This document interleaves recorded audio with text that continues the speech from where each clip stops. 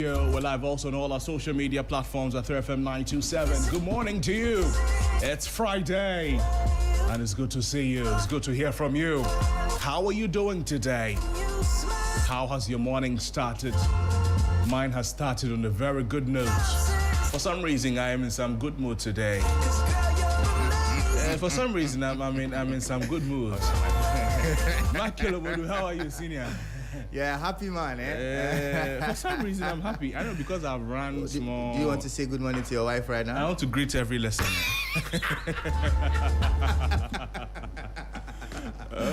Madam Crosby, wherever you are, you're doing a fantastic job. Our brother is a happy man. I'm bubbly this morning. Oh, fantastic. She's doing good. She's doing good. By the grace of God. By the grace of God. I want to greet everybody. How are you, senior? How are you doing? I'm doing well, my brother. I'm not doing good. It's just that the Hamatan, I'm not sure what it's trying to do to us. It's hot in the afternoon, but it's not cold in the evening. Where did the cold air go? It's serious. So that's the only thing I look forward to in the Hamatan. Not the morning. Yours is in the evening. Hey, around 4, the way when you squeeze yourself. Looking for coldness. Look at this man. Oh, the Hamatan. I think last year had one of the best weathers ever, especially that August to October, November cool season. Oh, it was beautiful. Ghana is a brutally. Yeah, looking for Hamatan. You're looking for the dawn cold. This one, we have to. Yeah, suspicious. They are suspecting you small. But Charlie, good morning. Good morning. Good morning. You, the bubbly one, rather. We are suspecting you. But, I mean, it's all good. It's all good. It's all good. This morning, I have. We'll get into proper conversation, but okay. I have some small advice I want to give to people. All right. You see, this whole week you've been strong. The entire week you've been strong. You woke up when your body said, "Nah, I'm tired." You entered the trotro and then there was no space, but then you still squeezed yourself into the trotro. You greeted bosses who didn't even want to reply good morning. You smiled at customers who stressed you like ECG bills. Okay, you held your family, you held your work, your hustle and your worries. You had all of that together, all at once. And yet, here you are. Friday is here. You see, in Ghana, we don't really rest. We only pause small and then we continue worrying. Even when we sit down, our minds are still standing. When the human body is seated, okay, and is resting, the mind, pardon, not in Ghana, not in the Ghana man's mind. The mind is still standing. The mind is calculating. Where do I pass? What do I do? How do I say this? The mind is doing kwa movement all the time. Even when we sit down, the mind is still standing. Even when we sleep, our thoughts are doing overtime. We say that, oh, I'll rest when I finish this one thing. But then the reality is that the thing never finishes. There's always another bill to pay. There's always another expectation. There's always another thing that you need to be strong for. And then it becomes very hard. But today is Friday. Today is Friday. And Friday is not just the end of the week. This Friday, it is permission, okay? It is permission for you to slow down. Permission to breathe without explaining yourself. Permission to admit that, I am tired. And it is okay to be tired. I need to rest. Because, Charlie, rest is not laziness. Rest sometimes is wisdom. Even God rested. So why are you overworking yourself? Sometimes rest is not just sleep. And then it's not just lying in the bed. No, sometimes rest is sitting quietly and not talking to anyone. Sometimes rest is laughing with your friends. Sometimes rest is turning your phone face down. You even see the light on your phone. You see who is calling. Your phone, you will even vibrate, silence, and you've turned it face down. You see the light. Sometimes rest is doing nothing and then refusing to feel guilty about it. Sometimes you don't have to prove anything. You've already survived Monday, Tuesday, Wednesday, Thursday. That alone is an achievement. So wherever you are, whether you are in an office, whether you are in a shop, wherever you find yourself, whether you are in the classroom, in the market, by the roadside, take a deep breath this morning. Inhale and then exhale, okay? When you finish doing that, drop that heavy load small. The world will not collapse if you rest. Your company will not collapse if you rest. Your bosses will not say they will not pay you if you rest. Your problems they will still be there. If you rest or you don't rest, the problems will still be there. But you'll be stronger when you feel rested, and then you wake up and then you are refreshed. So my people, this Friday, I want you to be gentle with yourself. I want you to rest your body, rest your mind, rest your heart. This weekend, rest your body, rest your mind, and rest your heart. You deserve it. And then it is a reminder that you need to take a break. You need to rest. If you rest, you'll not die. If you rest, the world will not come to an end. This is how I want to say good morning to my listeners today, Michael. Have you rested? This weekend, are you resting? Yeah, I think so. Yeah, I think so. I'm taking it easy. I like the way you are stressing on the rest part. You have to rest. I suspect your wife is listening.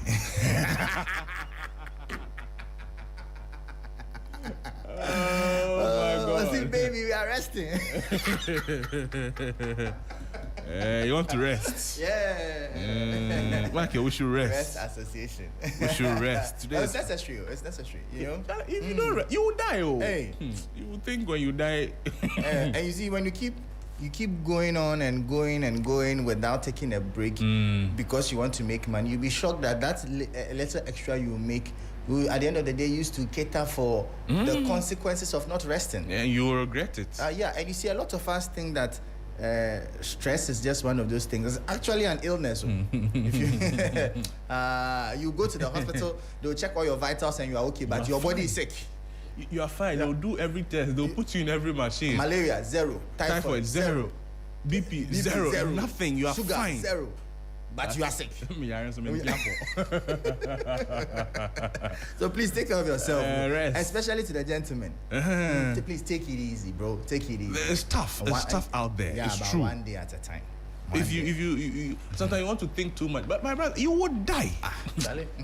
You don't take your time. The world will cry more and move on. Okay. Who are you again? No, what we are saying is the reality. That is the truth. It's the truth. You need to take a moment. Yeah. Take a moment and then rest. Breathe. Calm down. Stop talking. If they are making you stop talking, look at them, sir. When they finish, they will go. They will not beat you. What is the worst that can happen to you? That's it. Take it easy. Relax. Yeah. But you say you have a question for our listeners today. What do you want to ask?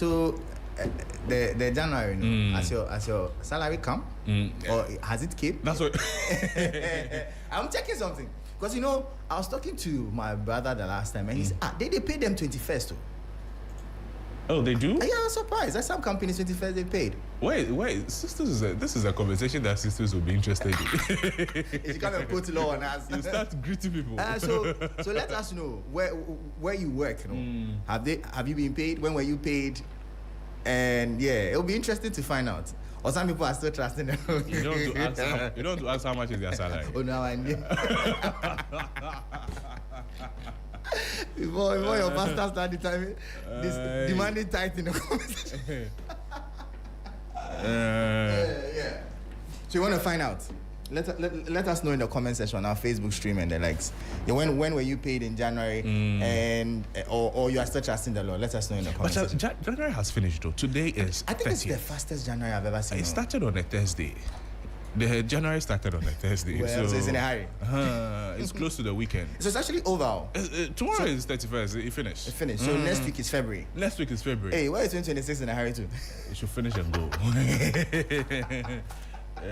Hopefully, it does not show us pepper later. But well, I think it's been a very positive January because think about it. It's a January that has brought us 2 consecutive drop in fuel prices.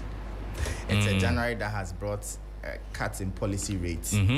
I think it's a January also that announced inflation cuts again also. Yes, it did. So I think it's been a very positive January. A good way to start the year. We hope that the momentum will continue. We've seen some slight, also would you say, marginal depreciation of the local currency against the US dollar. But the Bank of Ghana says, see about it is normal. This is normal. It's normal. So these responses we have heard before. But at least if you judge him by his 1 year of showing working, but it looks like he knows what he's about. You see, when they're teaching you maths in school, the first the first pages is addition and subtraction. So first chapter addition, second chapter subtraction. Third chapter multiplication, fourth chapter division. By the time you realize that board mass and logarithm and indices. Algebra. Calculus. Yeah, the differentiation. So the first year there is normal something. Oh, you are saying that? Are you trying to say? Yes, okay. Let me not. But Charlie Michael, who leads the MPP in 2028? Who leads them? Hey, so this is a very interesting conversation.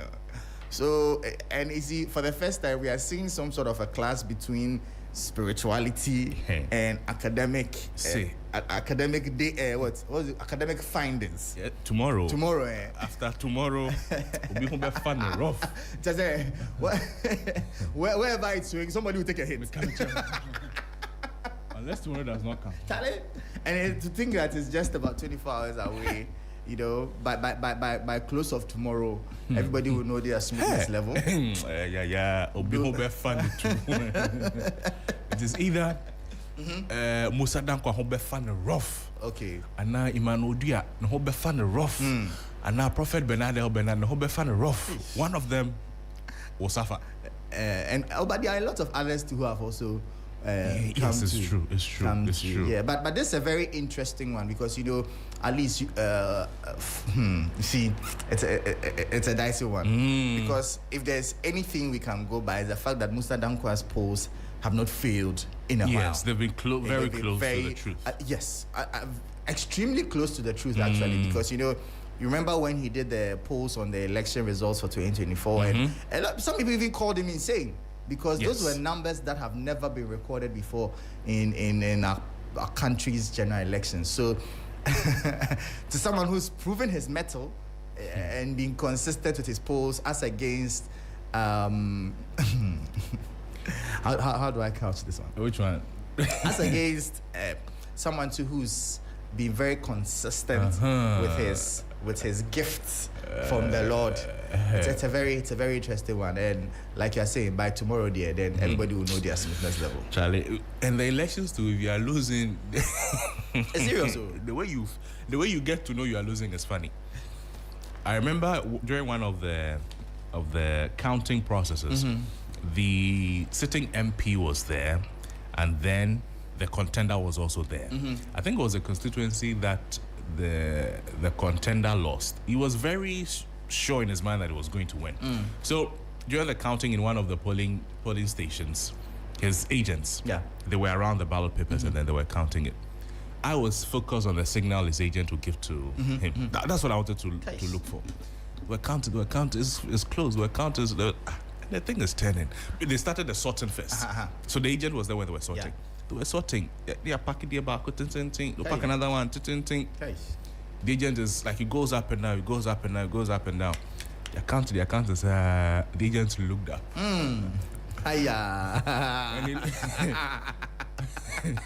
There's an restaurant. See, when he looked up, 4 seconds later, the man turned around. The aspirant turned around. He didn't stand there again. He saw that Charlie Alpha. You remember the video of the one who was who fainted? I just said, so that's the thing with the NPP. Tomorrow it would all happen. Who leads the NPP into 2028? Wow. The Daily Just is reporting it this morning. Kennedy Japan, Brian Champon, Dr. Duchum, Kwabene Japan, and then Dr. Bawumia. But why have they made Dr. Bawumia's picture bigger than all of them? Maybe because there's space at the top. They are maximizing space. Because there's space at the top. Yeah, and so look at this one too. Supreme newspaper.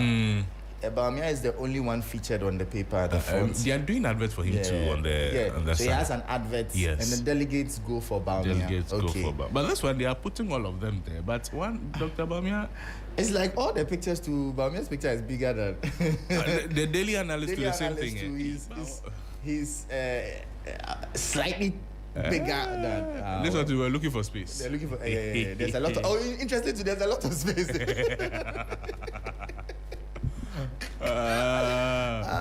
But who do you think, I mean, to those of you listening to us on Facebook, on our social media platforms, on radio, who do you think is the best person to leave the NPP. Yesterday, all the aspirants, well, most of them, they wrapped up their campaigns, if you like. In the evening, Kennedy Agyapong addressed the press. Well, he spoke to his delegates. He spoke to the delegates. Bernard Champon too, we understand, did the same yesterday. Before that was Dr. Duchum. He was in the Ashanti region. And then it is these same delegates that all of the aspirants are speaking to. And then all of the aspirants are confident that they will win because the delegates have told them that they will vote for them. But it is on election day that we'll know who they will really you know your vote for. That's what they say, fear delegates. I see. But they say there's yesterday, Election Watch, they said some vote buying things are ongoing. We spoke to Jude Balmer. He's a convener for Election Watch Ghana. He says one of the delegates says that he now has 3 rooms booked in his name. They are giving accommodation, transportation. So they are giving him 3 rooms, and I'm sure it's from three aspirants. So which one will he sleep in? So the one he sleeps in determines who we vote for. And you know the funny thing, during that period too, there will be shortage of rooms too. Why? What will happen? But usually when delegates trooping and media folks follow, there's the places become very, very dense. So there are usually no rooms available. So to think that somebody already has 3 rooms booked in his name and they have been paid for. They have been paid for. And you should have told them some of us can But I'm not sure it's the only room that will take. You are giving me a room. What should I eat in a room? Should I chew the bed in the room? But yeah, the Daily just says, who leads NPP 2028? It's Bawumia Day. Okay, that's what they're saying. That it's Bawumia Day. That story is on page 3. Also, the Daily just says that Oforiatta trial stalls as OSP seeks more time. On page 2 of the paper, NPP bars national security from presidential primary. It's on page 9 of the paper. So the police will take over the entire security arrangement of the primaries. NEC gives marching orders to appointees. That story is on page 4 of the Daily Just newspaper. GJA cries out over attacks on journalists. It's on page 2. NDC appoints Omane Boama successor. Okay. Listen to this. NDC appoints Omane Boama successor. Damns Tanko Computer as elections director. That's on page 3. You know that Rashid was the deputy director of elections when Dr. Omane Boama was the director of elections in IT. But this story by Issa Olego says that the National Democratic Congress has appointed Mahdi Jibril as its new acting director of elections and information technology, replacing the late Dr. Edward Omane Boama, who died in the ill-fated helicopter crash on August 6, 2025. The appointment of Mahdi Jibril effectively sidelines Sofo Rashid Tanko Computer, who has been acting in that capacity since the death of Dr. Omane Boama. Tanko Computer's replacement is said to have something to do with the internal politics of the NDC, as he is believed to be Haruna Idrisu, the education minister's boy. The decision, which takes immediate effect, was reached after deliberations and consensus at a functional executive committee meeting held on Tuesday, January 13, 2026, and was formally communicated in a letter signed by the General Secretary, Fifi Kwete. And the appointment comes at a critical time for the governing party as it intensifies preparations for major internal restructuring ahead of its National Delegates Conference scheduled for December 19, 2026. So the NDC will be having its internal elections 19th December 2026. And they say that 6 months before the elections, if you are an appointee of the government in any sector, you need to resign if you want to contest for any position within the party. They don't want any divided attention committee, come anywhere. So Tanko Computer is not the director of elections. Mahdi Jibril is now the acting director of elections of the NDC. Speaking about that, does it also include the ambassador yesterday who is also contesting? I spoke with Rashid in the morning, and he said that is a problem for the government, not for the party. Not for the party. It was not appointed by the party. It was appointed by the government, so they will have to deal with that.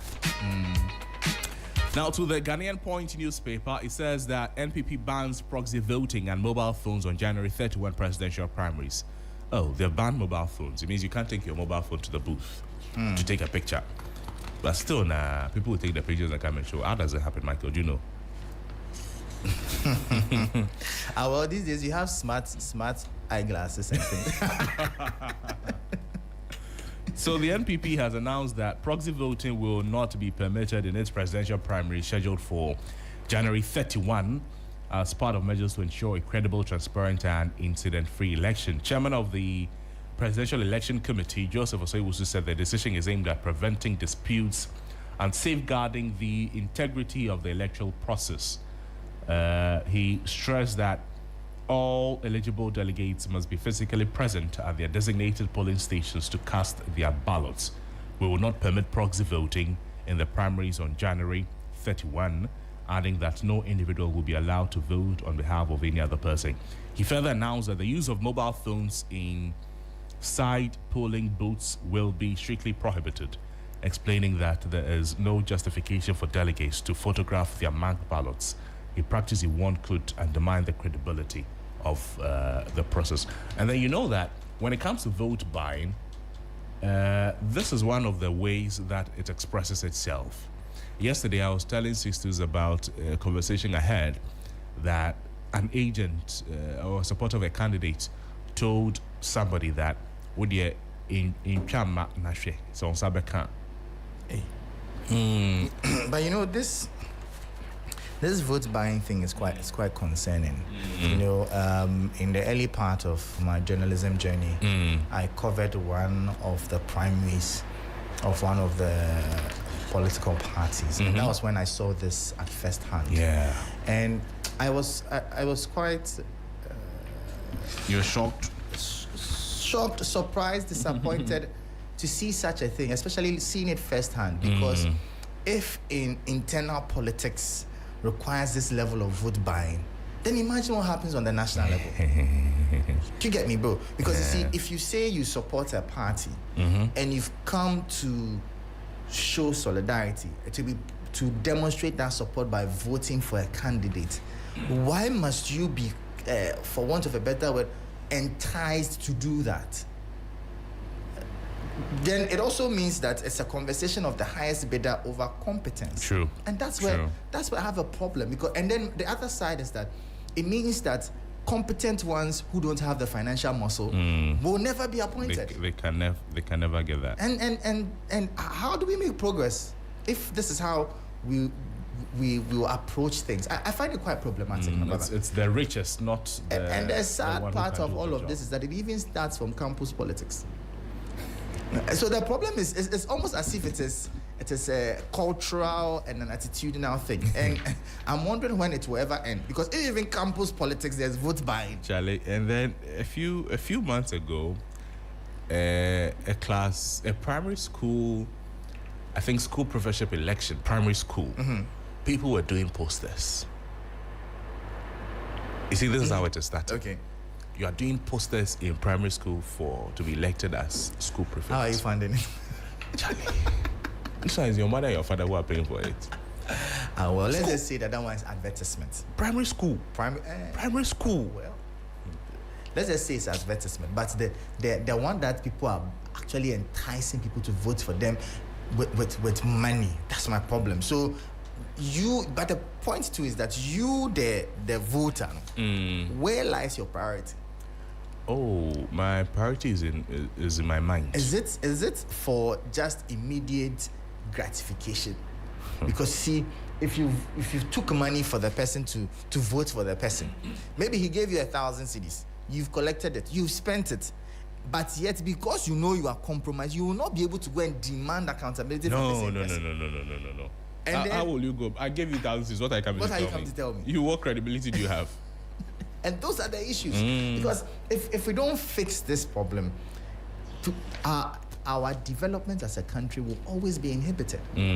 Because if you can't hold your leadership to account, and you see, that is why I believe that sometimes we are very slow to deal with people who do wrong things. Because it looks like we entertain it a bit too much as a society. if you're already collecting money from people to vote for them, when they do wrong, can you say it? And then Election Watch says that their findings show that serious candidates are allocating substantial resources, reportedly between 150 to 200 million cedis, to influence delegates' decisions through lavish offers. That was captured in their statement. Lavish offers, 150 to 200 million cedis. That's a lot of money, Michael. See the problem. So where is the politician getting the money from? Where is the candidate getting the money from? Now when he comes back, when he comes into office and he cannot take proper decisions, you blame him. We'll see. Well, these are the stories that delegate you to say no. When they give you, say no. Don't call. They'll say that they'll collect, but they'll vote their conscience. And funny enough, that's what they do anyway. Yes. I mean, it has happened before. Akwatia, for instance, there were huge reports of vote buying when the projects were ongoing. And then, in fact, the NDC told them that when they bring the money, take it, but don't vote for them. Well, that statement itself is a bit problematic because you don't encourage wrong, do you? So they should reject. But they should reject the money when they bring in the money. Say that no, I don't like it. This one there, stop it. I like it. This one, do what you are stopping. So yes, that's it for the Ghanaian Point newspaper. These are some of the stories that you find there. If you go to the Catalyst newspaper, you'll find these stories there. NDC unveils 2026 internal elections roadmap, warns against mafia practices. The NDC officially launched the 2026 internal reorganization process, outlining an extensive roadmap for branch, constituency, regional, and national elections as the party seeks to strengthen its grassroots structures and consolidate its hold on government. This was by Fifi Kwete. The Catalyst newspaper also says that Oxygen City leads government housing expansion, 10% policy rate target, my personal aspiration, BOG governor, and police nabbed 12 suspects in 2 daring highway robberies. Ghana's economy on a firmer path, why the MPC's rate cut matters and what comes next. What do you have, Michael? The Daily Analyst, MPP decides tomorrow. Polls split as Bawumia Japan both tipped for victory. NDC sets December 19, 2026 for National Delegates Conference. Attacks on OSP undermining anti-corruption fights. That's according to Kisie Jabeng, the special prosecutor. Hajj quota fully subscribed, according to President John Mahama. And big push feasibility studies. Government signs $12.83 million AFDB grant. You see a picture of the Finance Minister, Kasiel Atoforcing, and Jerusalem Fasika of AFDB, and she's the country manager. GJA convenes meeting to address rising attacks on journalists. And you have a picture of Albert Kwabena Dumfo. He is the GJA president. On the Supreme newspaper, delegates go for Bawumia. National security operatives must stay away. Ghana police has exclusive mandate to secure NPP presidential primaries. MDA is directed to secure fresh commitment authorization for 2026 spending. It has a picture of the deputy finance minister over there. On the back, dramatic last grasp header by a goalkeeper caps a climatic Champions League opening round for the football fans. Real Madrid was stunningly dumped into the qualifying playoffs of the Champions League by its former coach Jose Mourinho, whose Benfica team advanced on the last gasp goal by its goalkeeper on Wednesday and will be joined there by title holder Paris Saint-Germain. Now, suspensions and hefty fines handed to Senegal and Morocco after a chaotic AFCON final. Oh, I forgot this. The back of the Daily Analyst, 7 suspects arrested over highway robbery attack on Council of State member. And I think that at this point we should comment the Director General of the CID, COP Lydia Yako Donko. I think the regular updates she gives us is very refreshing. But we still want crime statistics. We still want it. They should bring it. What are they hiding it for? Okay, and I don't know, am I the only one who's noticed a bit of a reduction in the police visibility in the capital lately? I used to see quite a number of them in town, especially at the specific Intersections are about. Okay. I don't know if it's my observation, but at some points that I used to see some of them, especially around the UPSA area, I've seen a bit of a reduction. But I must commend the MTTD. I think that for some time now they've been doing pretty well in managing the traffic in town. These days by 4 p.m. they're about to see them on the roads directing traffic and helping the city move. So kudos to you. Please do more. And we are hoping that you can find a more proactive way to get the traffic flowing, as we hope that someday the Accra Intelligent Traffic Management System will come to light. Finally, we are poised to revive VALCO. Lands Minister reveals GES removes vacancy restrictions for teacher promotions to senior director positions. Amen. I like that.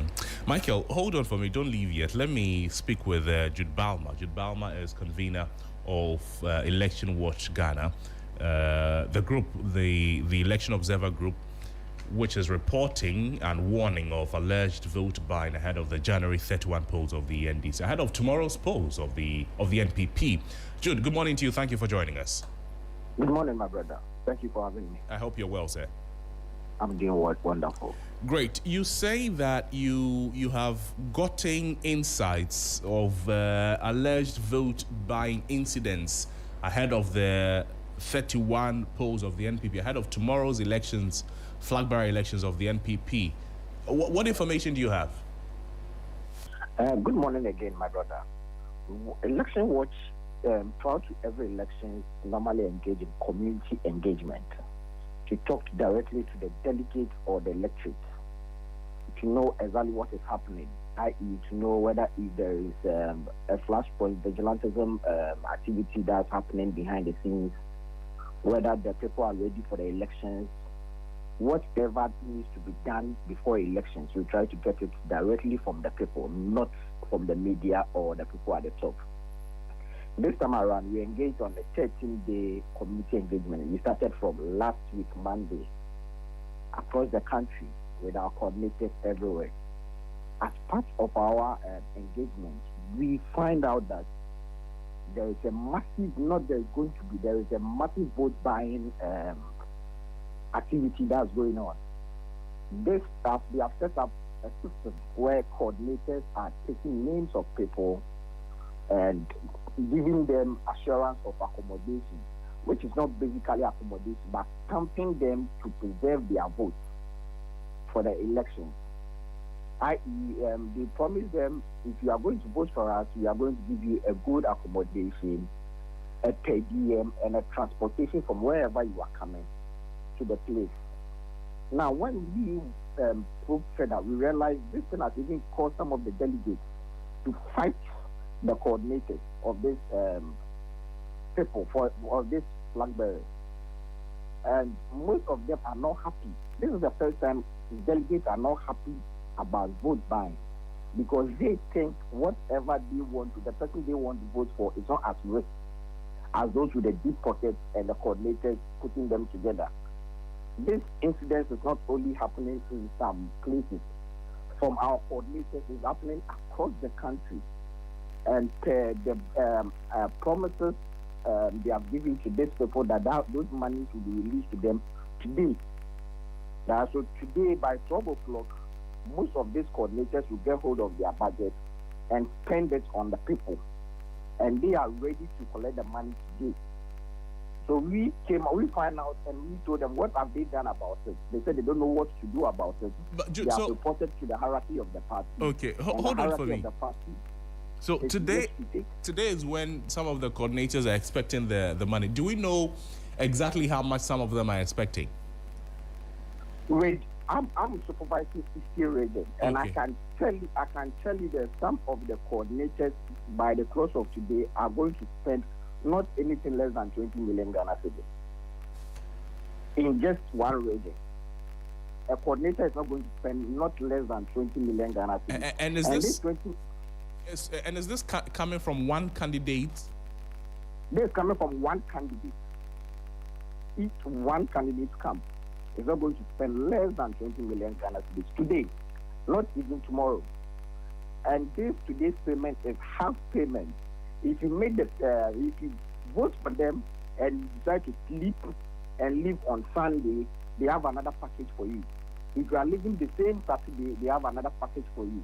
And this has even influenced these people, those who are not even in Kofodia, who are even in Kofodia, are now lying that they are coming from Takoradi and Cape Coast so that they can enrich their pockets. Mind you, always the delegates are happy when it comes to vote buying. But this time around, they are really, really disappointed because they think they have to get a formidable team going so to the elections, not the richest. The delegates are disappointed, but are they going to take the money? They are going to, most of them are going to take the money. But they're still disappointed. Yeah, they are disappointed that their people can't pay, that preferred candidates can't pay as much as others are paying. And you know, when you get to a point like this, these delegates also see it as their cocoa season to cash out. They are cashing out, but most of them are not happy. That's why we give them the UC's number, call the Electoral Commission, and complain and report these incidents to them. I know by the close of today, we will get a vivid information on how much they are giving to an individual that we are working with, and the hotel allocations and all that. We will get all these figures ready by 6 p.m. today, because some of them we spoke to are ready to collect the money and show it to us. And do we know which of the candidates your observations have reportedly been involved in the dishing out the monies there? We have 3 of them, but we just want to get hold of the cash today. By close of today, we come up with all their names, how much they have released to their people, and the coordinators who are receiving the money to do this work. Because this is not the activity of a flag bearer. This is the responsibility of the party to take in charge of it. You will be surprised that there is a constituency chairman in Eastern Region who stays in the constituency. But because of the money they are giving to them, he told me personally that he lied to them that he is coming from Greater Accra Region to come and vote. He's working here now, and 3 different flag bearer aspirants have assured him that they are going to give him accommodation, feeding, and per diem today for him to vote for one. All the 3 are giving him money to go and vote for them. He's going to collect all of them. And I know that immediately get hold of the money, he will send us proof. I see. Do we know how much averagely each delegate is getting? Let me go back to the same person. The same person is taking about 1,800 a night for accommodation without feeding and transportation, because he is saying that the feeding and the transportation is just by the giver's own discretion, how much you want to give to you. But when it comes to accommodation, you have to tell them how much the hotel you are going to sleep. If you are not able to give them a hotel you are going to sleep, they themselves will give you a hotel to go and sleep in it. And he said he's taking 1,800 a night for 2 nights from one candidate. So with him alone, he's taking accommodation of about 10,000 from all the 3 candidates. I see. In your statement, you said serious candidates are the ones who are allocating between the 150 cities and the 200 million cities to influence the delegates. When you say serious candidates, what do you mean? The serious candidates that we use, we are trying to say the aggressive ones, those who really want to win this race by hook or by crook. They are not those who want to play by the rules, but those whose life depends on this election. And they are those who are doing this. And there are only 3 who are doing this, who are buying the votes, who are spending that much. But we just want proofs, and we'll bring their names out by the close of today. There are only 3 who are doing that. Jude, thank you. Thank you so much for speaking with us. Jude Balma is convener of Election Watch Ghana, telling us about some of the findings. He is uncovering some of the things he's uncovering, particularly in the Eastern region where he is monitoring. And he says some of the coordinators are taking not less than 20 million Ghana cedi. Sisters, good morning. I don't know what we are doing here.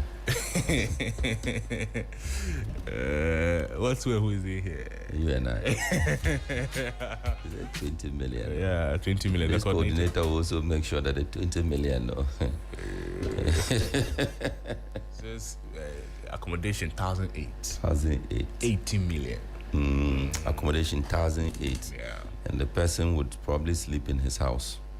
But the person. Feeding is 1,000 what? No, we didn't talk about feeding. Accommodation.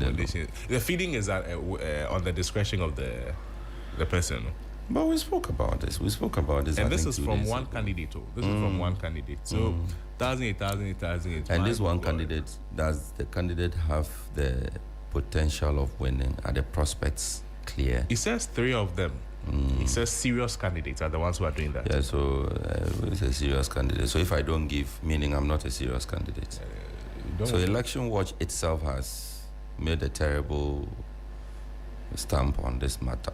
That describing them as serious candidates. So serious in the context means that the people who are doing it with the intention of winning. Maybe desperate candidates. Right. If you say serious, it means that the person who is not doing it is not serious. Meanwhile, they are rather the serious ones. Are they? They are. They are. As for the monetization of our politics, it's something that we can never get tired of talking about or discussing. You see, it's so bad to the extent that you and I, if we want to run for political office, the amount of money we need to find, which we will never get, will stop us from putting ourselves up for election or even harboring the idea altogether. Because you're asking yourself, am I able to raise this amount of money? Maybe your party will support you. Support who? Support. But there are 5 of you. Which of you is the party supporting? There are 5 of you running the primary. And you see, when you eventually, in the case of parliamentary elections, when you eventually win the PC, you know that the party, some support will come from the party. Yeah. And that support, how much support is it? Maybe they'll give each of you 1 pickup. This pickup, how is it going to, you need fuel for it. And when you enter the community, you still have to buy water. Like this country, we have turned things upside down. Growing up, when you get a visitor, it is the visitor, it is you who refreshes the visitor. You take the visitor out to the town square, buy the visitor a pot of pito, and say, that has changed? That has changed. Now the candidate enters your constituency, and the candidate has to refresh the party chairman, party secretary, organizer, coordinator. For opening your constituency up for me. Really? Yeah. That is why they also come and say, thank you for voting for me. It's now my turn to recoup. Oh my God. Yeah. The person is spending 20 million on just a primary. The 20 million is just in one region. In one region? One is not the... Jesus is Lord. You want to use 20 million to win the primary in the whole 16 regions. What are you talking about? 20 million. Are they going to be audited after this? No, they will not. 20 million Yeah. times 16. 20 million Ghana cedis. Times 16. Yeah. Assuming, without admitting that the 20 million is flat for all the regions. We know that some of the regions you spend more. Some regions you may spend less. Let's just assume, let's hold it flat for all regions. 20 million Ghana cedis times 16 regions. This is why I didn't like maths in school. Oh, is it not 160 million? That's for the primaries. Yes. Then when you finish, you have to... 320 million. Huh? Yes, that's for the primaries. So between you and Kunzo, you are still not getting the answer correct. Kuzo, what is it?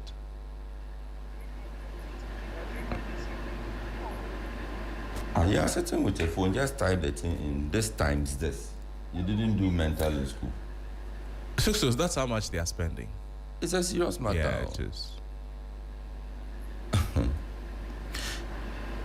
We should call for an audit into... So are you auditing them? What are you auditing, or the party? What are you auditing? Not necessarily the party, So the candidates. The candidates. The candidates. And this is not just about NPP. Yes.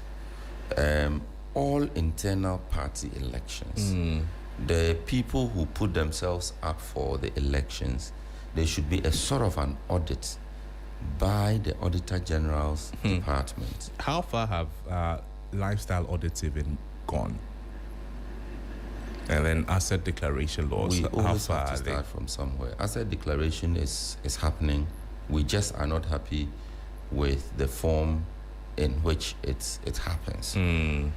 And like I said, we have to start from somewhere.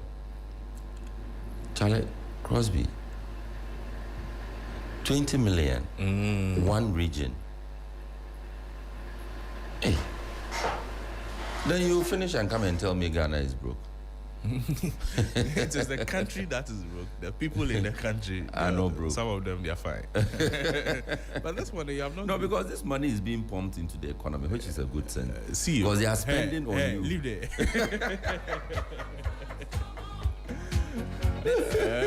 Charlie, but this one, you have not greeted people. You don't want to greet anybody. But we're having a conversation. Oh, but I mean, how did you switch from this 20 million? Because we are talking candidates... because we are talking about money. Yeah. You don't want to. So if I say good morning, CFO, that has money implications. What's a CFO? Chief Financial Officer. Finance officer.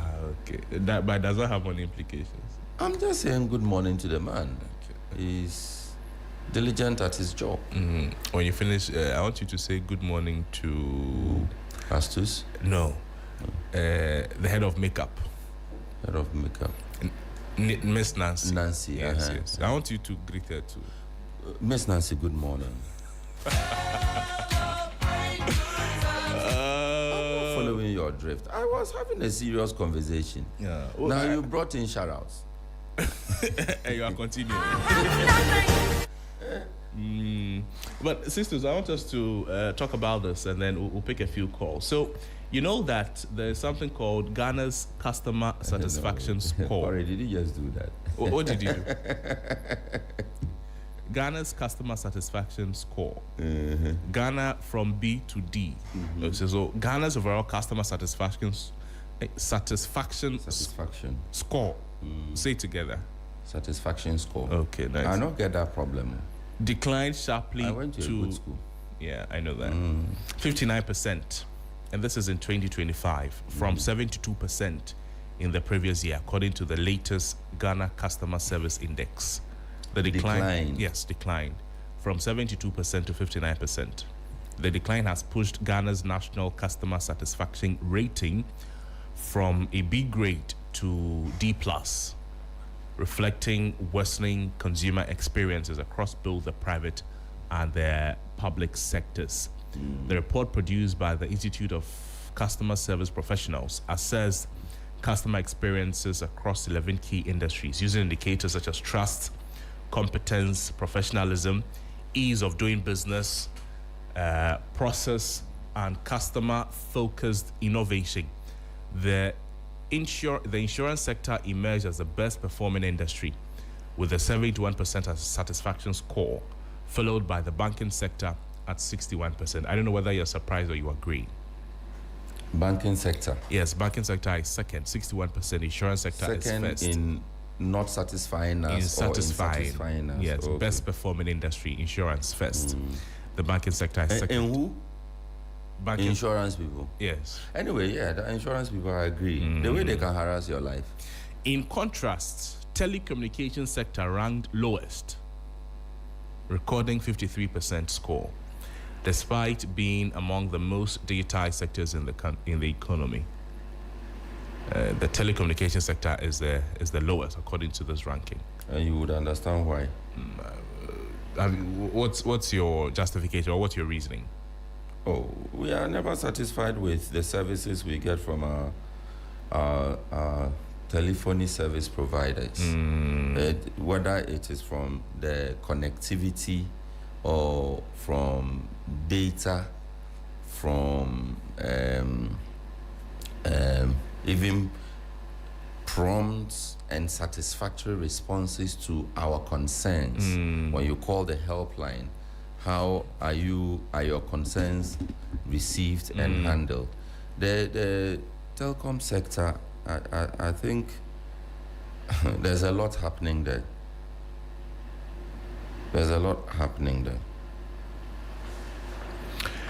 Shall be well. Anyways, let's pick a few calls this morning. This is still Sunrise on 3FM 92.7. Calls. Yes. All right. It's time for the calls. What do you want to say? No, I just want to say that our callers, when you call, we have already greeted all the people for you. We've already, Alaji Yagondo, good morning. You are doing well. We love you. Honorable Courage McAfee, Nunekweku, TDC boss, you are doing well. We love you. Continue building Ghana. Yes. Domi MCE, you are doing well. You are excellent. Domi MP, you are the best for the job. We love you. You are doing it. Who again? If we have left out your person, forgive us. Tomorrow we'll mention all the names, but we have already greeted them on your behalf. So when you call, go straight to the point. CEO of Ports and Harbours. Ports and Harbours, yes. The military man. Yes. You two, you are doing well, wonderful. Yes, you. If not for you, the ports will not have been what they are today. You are doing excellent job, and we appreciate you. We love you, Ghana is lucky to have. Chairman Jasper in Ashaman, you are doing well. Yes, the people appreciate you.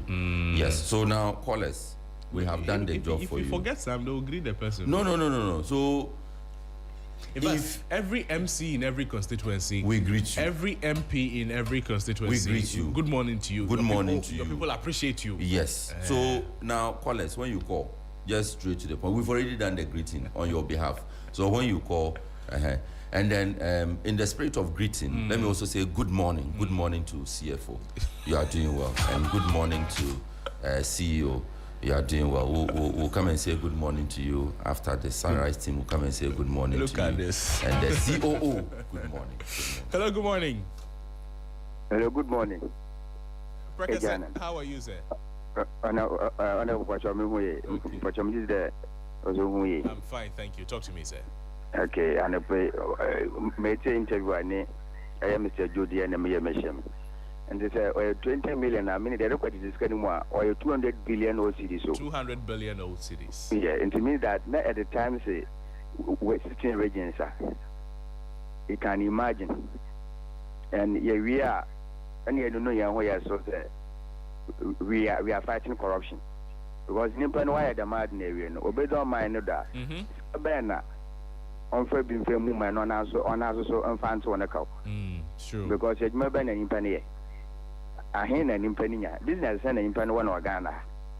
At the brigade to Crampono and Kaunukan or Boba Damaka. You come just internal elections. And the young shed be a general one as well. And the Damano OS spirit here on Shano had an own gate. Namanda NDC, a party Nazi. There, what was one and from there. Appointee after there, a contest in internal election resigning because of Bakufund, and Penfoot of Bakufud, you coming at it. You don't be now, if many positions are a founder called Bakari will be a watching a practical power.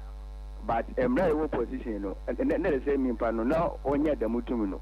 And your better way, a functional way, executive committee, a fair card. Thank you so much. Hello, good morning. Good morning, my senior brother. Yes, sir. Your name and where you're calling from? I'm from the Bright side because of so kind. Bright, please talk to us. When I'm now the MPs, and I bring you out. If you more in your more consistency. If you ain't me here, MPs mean now there over you do. Chair, say I'm fast. MPP for election or more for Ikawi and our more for say, I say, at the farm because on my politics now in the national, she can sell up the money. I think if you cannot or more for say, Saturday or Munas can earn or more 8 years, and our mobile scandal. The good war and other things. Only a show and found. Share the executive nazi. Say, Omudi directions are back.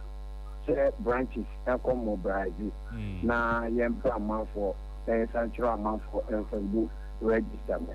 Maybe national executive me say if you say and now you power 1 year 1 month more year on 1 year the branch executive no and executive no because sometimes yeah branches no young company paying tika eporenti and kunya then you a meeting you know here you there come mobilize man for church man for the go register. Thank you, Bright. Hello, good morning. Fine morning. Yes, sir. Your name and where you're calling from, please. Ninua, I call for Ninua. Nee, please talk to us. Thank you. When you need we are by the cano 100%. You be say, Sassicano, Omunia, Sassicano fee. 200 million. Yet you Oma Wim, you see you Miska, you call IMF, Akobobushian. Now you call Bobushan, Yana Bechabushian, I say you put to home, a sunny power in tea. Short to my here, we look at Nipa about 500 and ya baby that. You see, affordable assets in sure. Namua Mumpe, Fuya Mwate, Yamihu Yamobo, Yamihu Yamobo, Nagana, Yaja Yamobo. Obisu Chasu. Thank you. Hello, good morning. Good morning, Mr. Annabelle. Yes, sir. Your name, please. My name is Ajana from the Kwabia. Please talk to me. You mentioned the name, you never mentioned one of the men who have been supporting some of us. Honorable Badi Gibril, you didn't mention his name. Okay, we're greeting for you. He's now acting director of election and IT. Ajana, we greet him. Please continue. Thank you. Let me go. Like we are all saying, you see, we are begging and we are pleading. It's time for the work for the grassroots because we are going to register new members. We are going to mobilize members. You see, in fact, I have to come and Shabe. So they should give us so that we will bring more people. We will go and win more so for the NDC. And you see, it's about time. These people have been saying that, oh, we should scrap OSP of you see, people spending money. If I don't know if they are own pocket money, if they are sweat money, they will just. Oh, unfortunately, we lost him. Hello, good morning. Good morning. Yes, sir. Your name and where you're calling from, please. This is your brother. Nana Mako calling from Esuboy. Nana Mako, please talk to me. Penny Mestre MPP delegate, Yakotua, I'm a partner. Mestre Vidia, so Yantraba Mayra, a compare a phone. Ona Metumaba, Ediaco.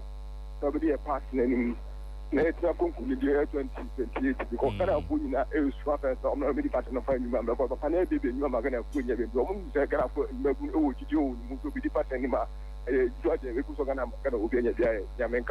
Thank you. Hello, good morning. Hello, good morning, my brother. How are you, sir?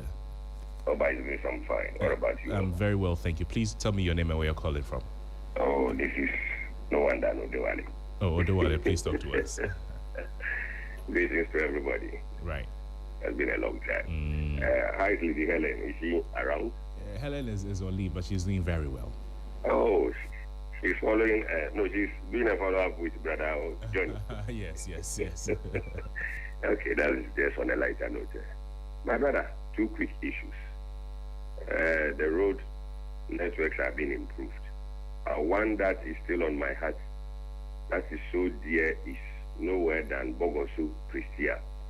These two towns sound nothing but mining communities. They've contributed a lot to the development of this country, but my brother, their road is nothing to write home, whether Hamatan or raining season. And in fact, I believe the big push and legacy issues is ongoing. It should also be part. But my brother, what was bad yesterday must be bad today. Cocoa farmers, some have been paid, some have not been paid. In the past, those who know my voice know that I did it to the point that I even went to the cocoa community, engaged farmers, and they spoke with Brother Johnny, which I'm so grateful for that honor. Today, they are still not being paid, some of them, from November. In fact, and the cocoa board PRO must come out. Because what we are hearing on the ground is different. It seems the payment is being done partially. Whatever that is not clear, they should clear the air. Other than that, this one too will become another political mantra. That was all led into smuggling. and it became open, especially within OT region. So it is not good at all. Best wishes to all the MPP families who will be casting their vote tomorrow. Security is already in place, so nobody should go out there and go and misbehave. What will you gain? One man, one vote. You can't vote more than one. Anything more than one, it's a crime. Thank you, Have sir. a blessed day. Thank you. Hello, good morning. Good morning, my brother. How are you? I'm fine, thank you, Eben. I'm listening. Yeah, this is Frederick from Angola in the Botari. Right. Frederick, good morning. Please talk to me. Yeah, tomorrow is the D-Day for we, the delegates, or to go in our numbers and do the needful. That's right. Number 3, Dr. Baumia is the hope for the New Patriotic Party. Okay. We should not do that mistake to vote for any confident trickster. Okay. I am begging all the delegates, those money braggarts going around deceiving the delegates. Some are they came to voter region here that they bought acres of land, they are coming to build factory. Dangote and Ibrahim Mahama, they have money. They don't want to be president before they create job for the Ghanaians. If that is true, that can Japan have their job for the Ghanaians. All this, what is he waiting for? He has been in the MPP party for so many years. We never seen him in voter region before until this day. So they cannot deceive us. Kennedy said they should beat away, gas should beat us, break our head. How are we going to market you, Kennedy? You go around yesterday and listen to his audio attacking Dr. Baumia, telling the delegate that Dr. Baumia is a liar. He, Kennedy Japan, rather, is a bloody liar. Confident trickster for that matter. No delegate should vote for Kennedy Japan. We are going for Dr. Baumia, the most credible and experienced politician in the New Patriotic Party. He is the one we are going for tomorrow. Thank you, my brother. Thank you. Hello, good morning. Hello, good morning. Yes, sir. Please tell me your name. And Bacho Aziz in Emekasavidon. Aziz, please talk to me. Yeah, that's in edge of my parliament. Well, I'm a Pacho. Mosi Emayan Chiabet. Mokase Domi MC. Me, Badome, Sisia, Mena Efrem MC. Inti Mukase Naka Domi Kwabenya MC and Mr. Abua, Nakame many problem. Because Omufi say, Domi Fokra no more say, we are popular, Sana Missy that be me MC Abu, and Mokame once. Me Pacho, Ochina.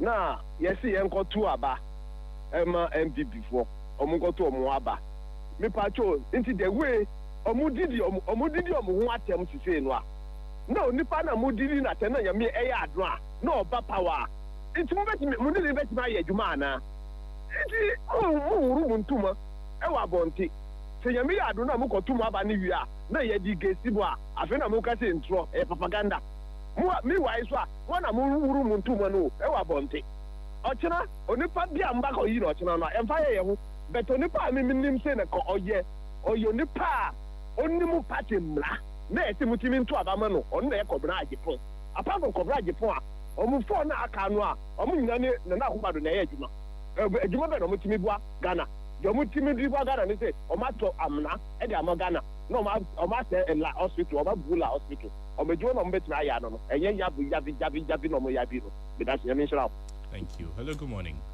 Good morning. Yes, sir. Your name and where you're calling from, please. I'm Ben from New Achimota. Ben, please talk to me. My greetings to all of you and Johnny, whom he has decided not to come out to studio and give us the bite.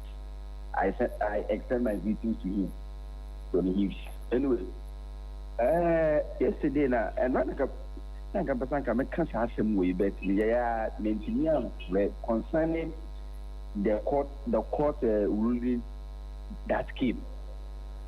You see, with the NDC, after the ruling, we will not go and call the Getty stage. Unlike our friends, on the other hand, who any opportunity or moving ruling get the judicial system down.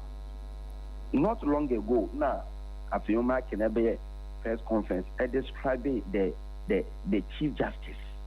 The Chief Justice of the Republic of Ghana, of banning and down.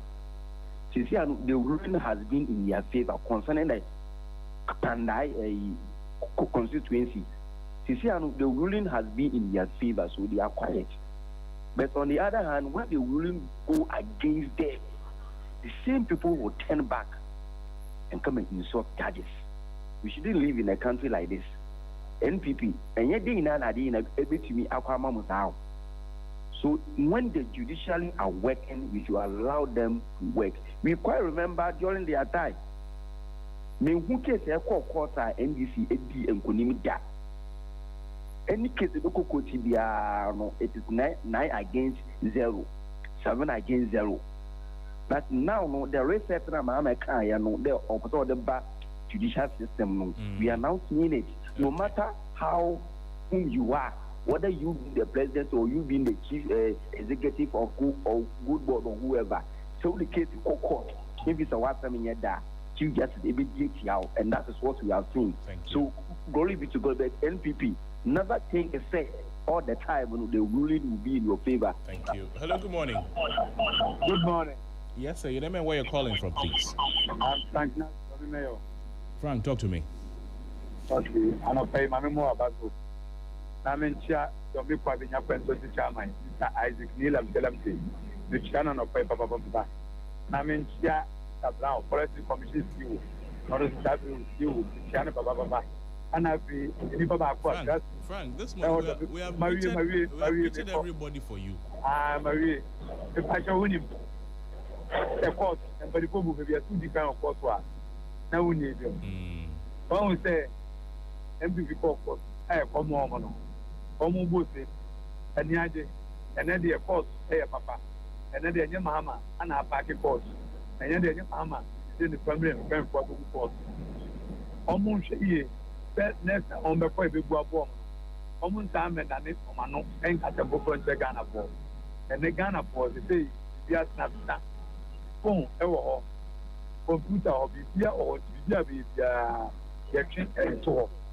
Almost say, or send you on being a bit of a quarter. If you go a bomb, almost time a cat of book on the Ghana for. Because they Ghana for your focus now, a mamu papa, Papa Mahama. Then a pump, headed to me, and then you mean I have to and then a point beyond the young somewhere name was Woko, ye dear Kosovo. Almost some Emma Papa and some Emma Sampu, Emma Kuya Papa, and Papa Mahama, and I may did more. Almost just one opposition. That's 22 years a year in media. Almost make it was almost about almost where you be. For your young at the opposition 24 years. Because Apana, yeah, for 2028 in Ghana for Eddie and DJ or SM for Tom NDC. Because I near my power, the near Subita. I just Papa Mahama and Debre. Thank you. Hello, good morning. Good morning, boss. Yes, sir. Your name and where you're calling from, please. Your family the great ally, the Kasasi Dominico Captain. Sir, opening. That's an Ajimapane Ajimade. Moye, a boy. The Osha court ruling here. Omuruli. Yeninsa, young gentleman, but Yeninsa, Brazil Constitution, no any year Ajima. Yeah, judges Mekayano, you get to end our NPP now, Katampuni say yes, this time, judiciary, and yet to say, Omotama, after your marking, it's organizing Chief Justice within a day on what may adjudicate, and yet anything. But in saying for can you say yes, sir, Obi Abojisa Asia, Sansosi Udion, Utinim for Ma. At the store and count. The MPP for a core or more contest. The Osha at Sankika or more Kika, Sabi in Pranso, Egu or more anima ati. Sana yes, so yabe quiet dear. Yet, dear, I yabe corner. Mumma ya mature campaign. Uka at some there are a bebois gardener. Ah, a Jumapa, ya Juma dear, ye appointees me executive. And yet, say, ye beba the good nimasi, then I NPP for a good or one nimasi. Because about Soya or Munkwe, or beyond the Poko, you buy a Baba Biano on Chateau. Because only young continue, must say yes, or who will lead them far or movie, like better. Thank you. Hello, good morning. Can you guys hear what you say? I'm fine, thank you. How are you? Please talk to me. Yo, Mamikia Akuga, and I'm Chairman Secretary. Penny, Meda is the penny for artists. Our decision on the upper. So before so we contest national executive and national regional executive and now constituency executive via position. Also resigned for 6 months and son work for 4. idea a year papa. The best why papa. Because it didn't more. Kasa anyone near Christ self at us on the holding any national and constituency position bia. Now so Boko Pesca, nor the Abelobia when you have position on me why the man of Christ you want to mean it. It is our decision on the Abano. The support to a form so say and also sa name moment transit. It didn't more Yahoo swap up to now. Yet the position mom to my so much normal yet a moment to normally constituency executives.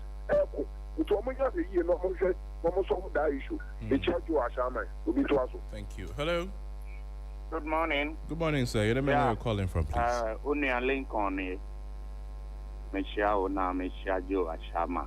Michelle, the hard-working MC for Kaswa. Honorable Seth Banini, any Honorable Phyllis Nakoyo. Omu Kambo, Omu Wejuma. Chama Uswajari, the Bia Wobia, Yamin Shroud, and Shroud. The name Juma Wabo Kaswa. The new one echo. Make for myself so. Social media. Facebook, Nidio Mukika, and for criminals. Omo politicians, omo pictures up to her, and omo dada, comfort on web wow, no one send your musica. Send them money. They will tell you you want to enter into the Ghana Armed Forces, immigration, and what have you.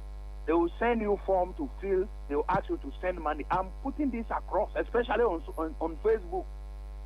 They are trying it every day, every hour, every second. They tried me several times over the years. And now it's becoming unbecoming. So I'm appealing to those who are doing that. The national security have to step in to arrest those people. They are just deceiving the public. And some people, they are getting money from some people. So if you need the help from a minister, try to go to their office. MCEs need DCEs. Nobody will tell you on social media they will help you. Send this money and they will help you. These people are all criminals. So national security have to step in. Thank you. Hello, good morning. Oh, unfortunately, we lost the caller there. You can also reach us on 0559-242-717 or 0556-910154. Hello, good morning. Hello. Good morning. Yes, sir. Your name and where you're calling from, please. This is Papa Biso on the line, my brother. Papa, talk to me. Yeah. Good morning to you. Charlie, there's good news in the air. Tell the me next about 12 months, Ghana will be having its own airline. So giving out so many dollars to foreign airlines and we, going against the strength of the cities will be no more in the next 12 years, in the next 12 months. So that's good news for us. And looking at things, like I said yesterday, under this government, you just be sitting at home, they can bring your passport to you with no cost. You won't pay any transport. So there are a lot of goodies that is really happening on that. His Excellency John Mahama's government, fuel prices down and all this thing. But there's a call for the Ashanti Regional Chairman. I want him to see to it that those guys who have taken it upon themselves, not allowing the truck drivers in the Ashanti region, the transport people in the Ashanti region to be cheating their mothers and then their children and their brothers and sisters. The Ashanti Regional Chairman should see to those guys and take good care of them, because that's an opposition stronghold. If those guys have taken it upon themselves to see to it that transport fares will be coming down by not allowing those people to be exploiting them, the Ashanti Regional Chairman should see to it that this move by those guys should be maintained. Thank you so much, my brother. Thank you. Hello, good morning. Hello, good morning. Yes, sir. Your name and where you're calling from, please. Patrick, I Claude. This is Jenu Kumkatamanso and Anope. Hi, Claude. Please talk to me. Yeah, Minabeba, Medase, so I'm a queen away. And Anope, my main chow, and Abo Erukopoku, a chief. Nia, and Wayadi, so I might be an above my Naine BED, Nasum P. Swaba. It's Yachama Joe, Ayashama communication officer. Ashama for Monka and Amonto, Emano. Minabema, baby, I may can't say, you need me, yeno.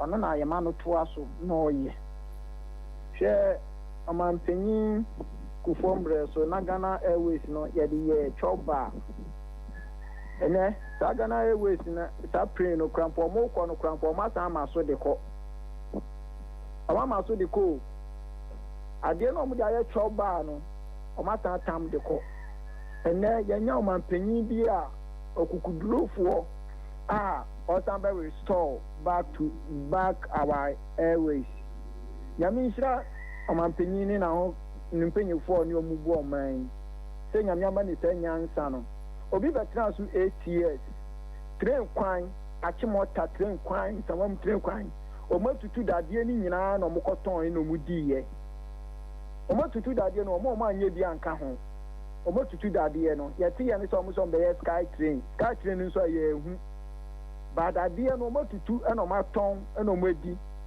wahu saa deɛ wɔ nyinaa na ɛyɛ sɛ ndc mpanyinfoɔ de ɔmo na esi fam na ɔmo tutu saa dadeɛ no yɛkyi ɔmo ne yɛbusa ɔmo ho nsɛm because dadeɛ na ɔmo tu yɛ na ɛyɛ ɔman ne dea baakofo ntutu na nkɔfa nkɔtɔn mfangu na nibotom na ɔne n'abusuafoɔ ɛndi ne saa ɛnɛ hwɛ train wɔ hɔ ɛna ɛyɛ adwuma a anka saa kaa ɛbuo yɛ ɔmo gyi yɛn anka minua anka yɛnkɔ ne saa o because train ufa hapa sesi anu akodu uko yufa train na ne de kɔ ne de ba ene hwɛ train kwan ya wo ho sa wuda wunya bibi ma wa tempo a memmo no kro no na kufu ado ne na aban aba betutu train dadeɛ ni nyinaa de kɔ sika bia nso omudi na uwie na sa yesi da bebu akonta nso anu aka wo fa so se de ba de ken no de waka na akɔtena brochire sɛ mo mma because obeka oso wusumu nyina ho bekomu bi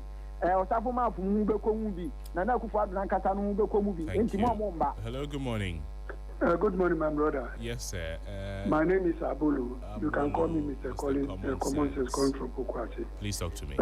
Let me say good morning to Bernard Abeku Atta, PhD, Technical Coordinator of FGIP, Office of the President, and Courage McAfee Nekweku TDC boss, and Lawyer Azuma, Director of 24-hour services going. Chama Jasper of Tema West. My brother, before you were talking about some money, making some calculation, and the light went off here. I live at Pokwasi, Teacher Kope area. Our light is not stable at all. Every day it go off and on at least 3, 4, 5 times a day. So I'm using your medium to beg the authority to work on it and to salute Chief Officer Madam Mausi and tell him 1 year, last year, some people have passed through and have some work and they need to be fixed into a salary or something. I'm having some news and I'll delve into that and later inform you about it. My brother, what is the money calculation of? Is it money given to delegate or what? It's money that, according to an election observer group called Election Watch, they are saying that these are monies they are getting information that are being spent on the election in some regions. The upcoming election or the NPP primaries, tomorrow's elections. Oh, okay. That is not a news to some of us. It's not a news because if one person can no, it's not a news. They have made a lot and about OSP and Attorney General and dentists. By this time, some of the people have to be at the bar. But I'll end on what my brother Aklot said about railways. I beg the board chairman, Lawyer Richard Anamu of railways. I beg them at least they should fix Isawam to Accra. That way they should fix it. At least if they do that, it will ease pressure on the road and we, the passengers here, can board the train. Have a good morning, my brother. Thank you so much for calling. And that would be our last caller for the morning on Sunrise on 3FM 92.7. Thank you so much for calling. If you were not able to call, we apologize. I'm sure that we'll talk the next time. Sports News is up next. Stay with us here. Don't go away. We're back with more.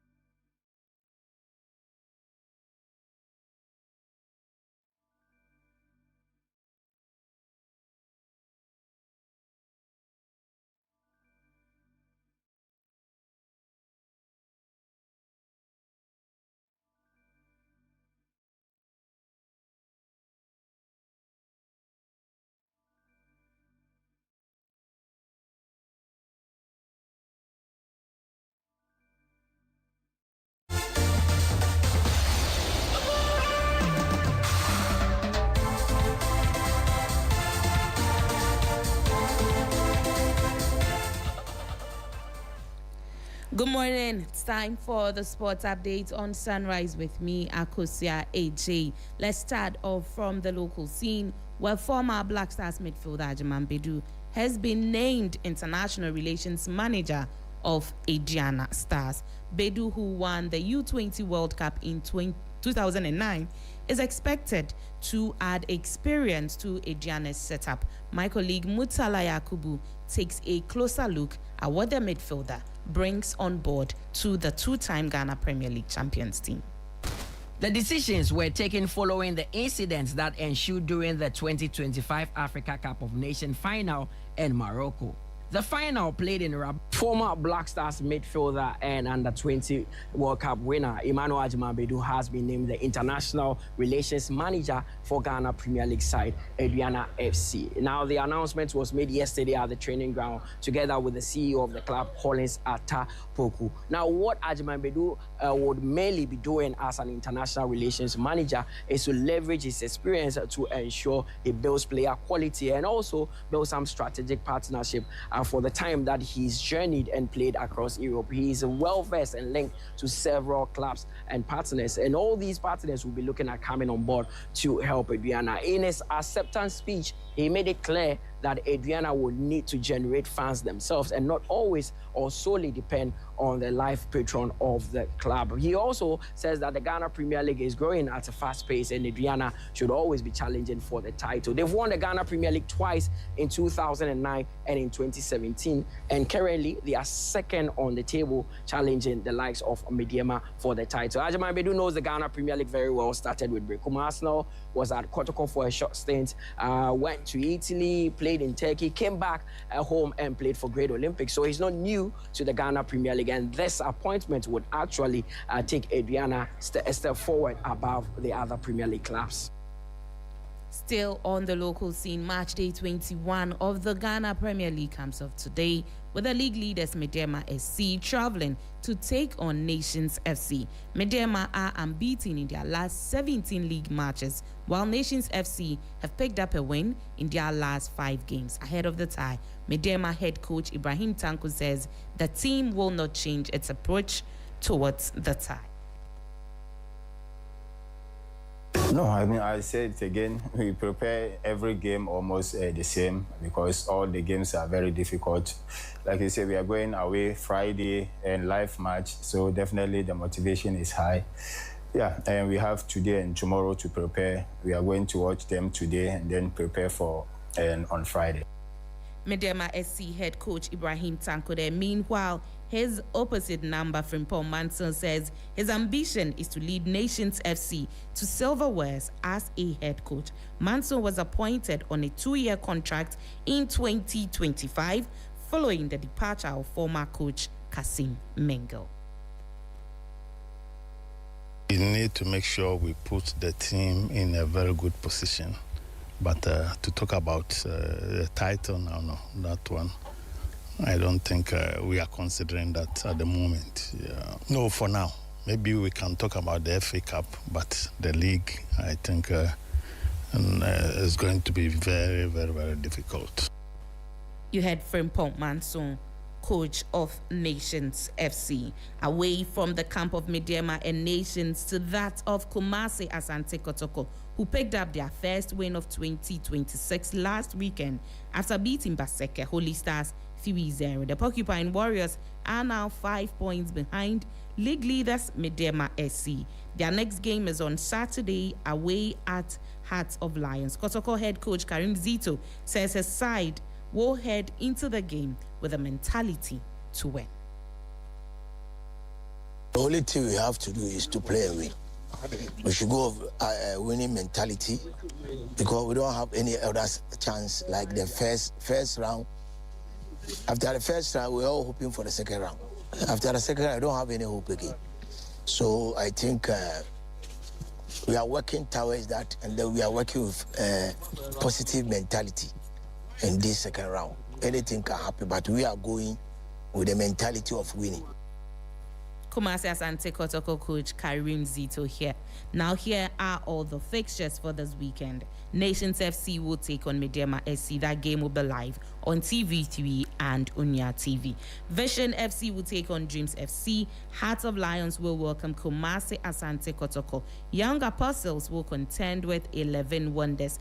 Gold Stars will slug it out with All Blacks. Holy Stars will host Brecum Chelsea. Samatex will trek to Doma to play Adriana Stars. Hearts of Oak will host Bechem United at the Legon Sports Stadium.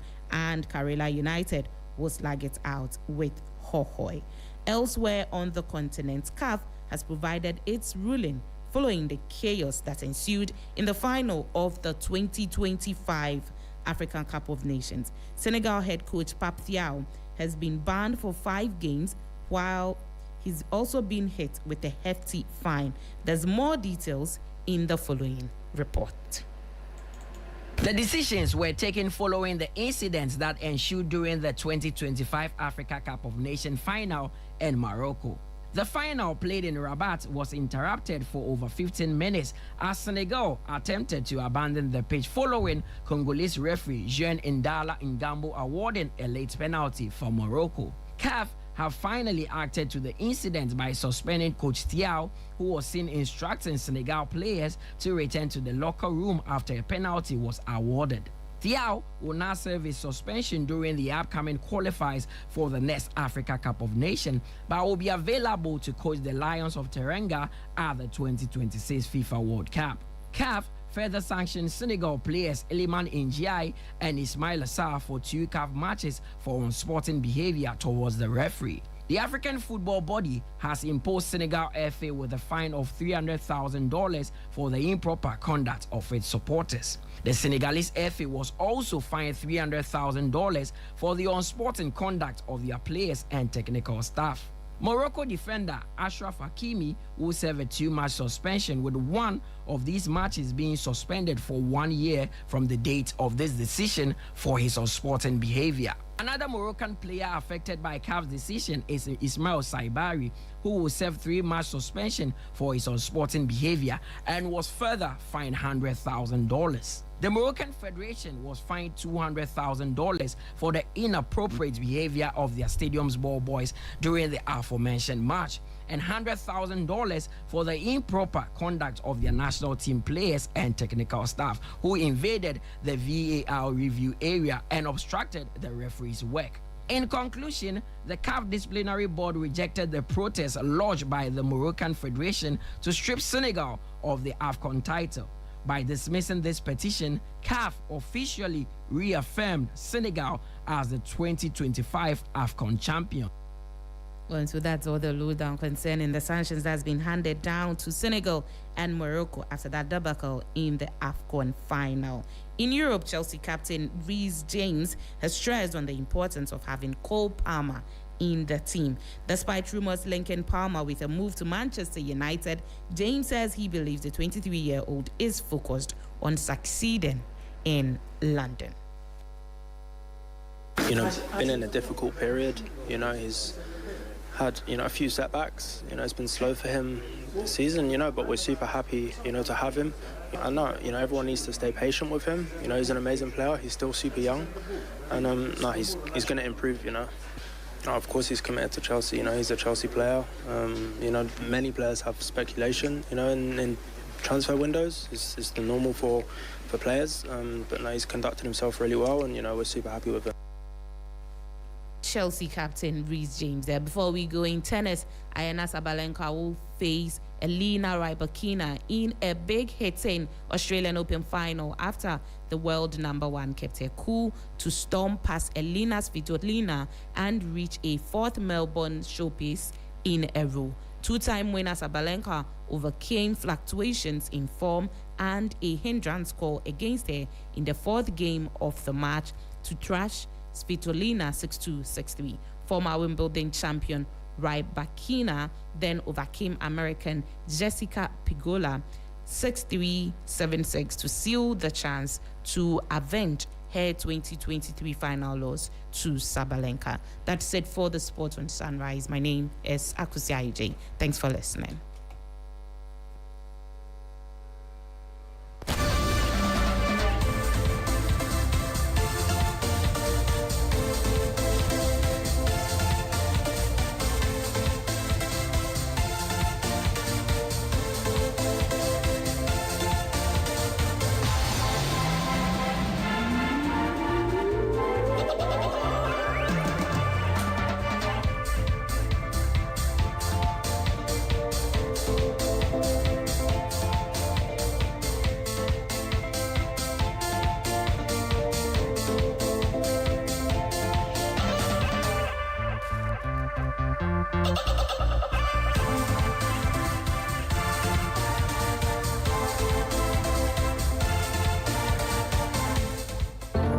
era where the business environment is constantly changing, the need for accounting and finance professionals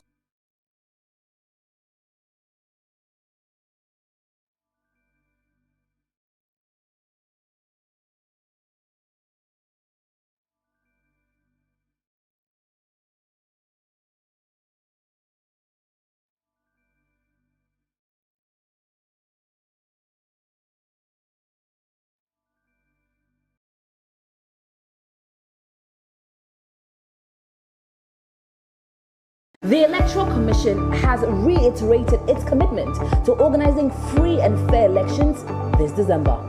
How's your week treating you? I'm here to serve you great music tidbits for your at-work listening pleasure. Rastafari, Rastafari, Rastafari. Our Father, who art in Zion, Kanamawe, Kanamawe, Kanamawe. Oh, turn it up! Come into the mountains. Sight and I grandpa. It's time to drive you home in style with great music, the 411 and all your favorite songs, what's happening around town, and so much more. And in the headlines today, the two leading political parties have been addressing the public on allegations of corruption. The Black Stars coach has unveiled his squad for the upcoming games, and there are some interesting names. Pull up! The weekend is here and it's time to turn up. Get your dancing shoes on, Lego. We really do have it all. It's a premium mix of information and entertainment every single day on 3FM 92.7, your urban lifestyle radio.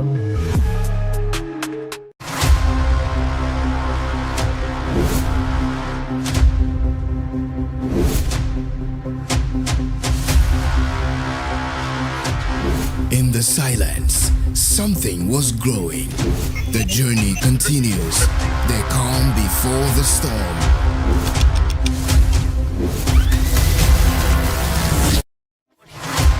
You can't mute a force that was born to speak. You can't bury rhythm. It rewrites itself. Louder. Every signal lost finds its way back to the source. This is not a comeback, it's a recalibration. This is the takeover. This is Trigmatic on 3FM Drive. Driving you home with good vibes, good conversations, and the freshest hits. Hop in, take a ride. Trigmatic on 3FM Drive. 3FM, your urban lifestyle radio.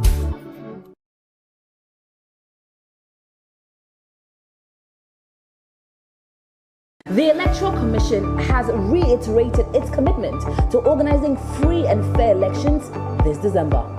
How's your week treating you? I'm here to serve you great music tidbits for your at-work listening pleasure. Rastafari, Rastafari, Rastafari. Our Father, who art in Zion, Kanamawe, Kanamawe, Kanamawe. Oh, turn it up! Come into the mountains. Sight and I grandpa. It's time to drive you home in style with great music, the 411 and all your favorite songs, what's happening around town, and so much more.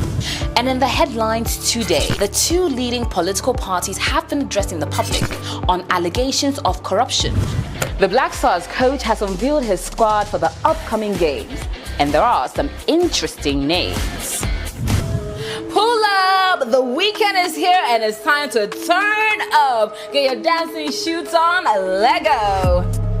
We really do have it all. It's a premium mix of information and entertainment every single day on 3FM 92.7, your urban lifestyle radio.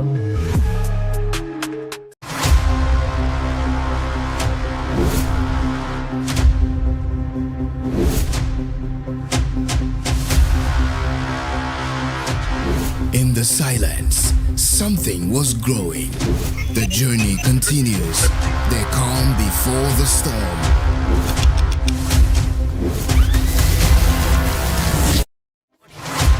You can't mute a force that was born to speak. You can't bury rhythm. It rewrites itself. Louder.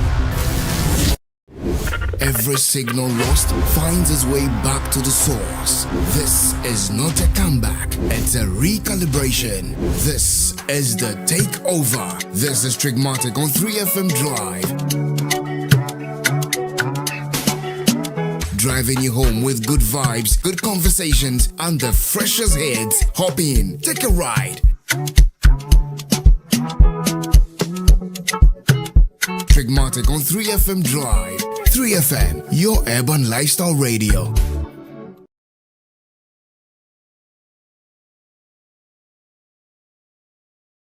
The Electoral Commission has reiterated its commitment to organizing free and fair elections this December.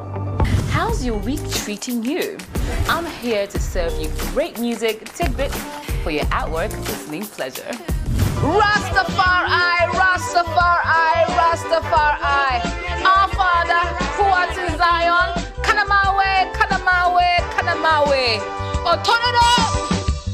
Coming to the mountains, sight and I grandpa. It's time to drive you home in style with great music, the 411 and all your favorite songs, what's happening around town, and so much more. And in the headlines today, the two leading political parties have been addressing the public on allegations of corruption. The Black Stars coach has unveiled his squad for the upcoming games, and there are some interesting names. Pull up! The weekend is here and it's time to turn up. Get your dancing shoes on, Lego. We really do have it all. It's a premium mix of information and entertainment every single day on 3FM 92.7, your urban lifestyle radio.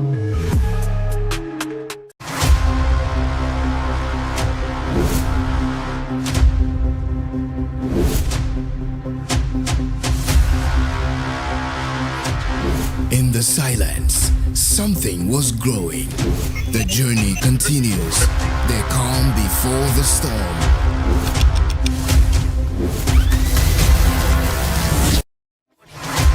You can't mute a force that was born to speak. You can't bury rhythm. It rewrites itself. Louder. Every signal lost finds its way back to the source. This is not a comeback, it's a recalibration. This is the takeover. This is Trigmatic on 3FM Drive. Driving you home with good vibes, good conversations, and the freshest hits. Hop in, take a ride. Trigmatic on 3FM Drive. 3FM, your urban lifestyle radio.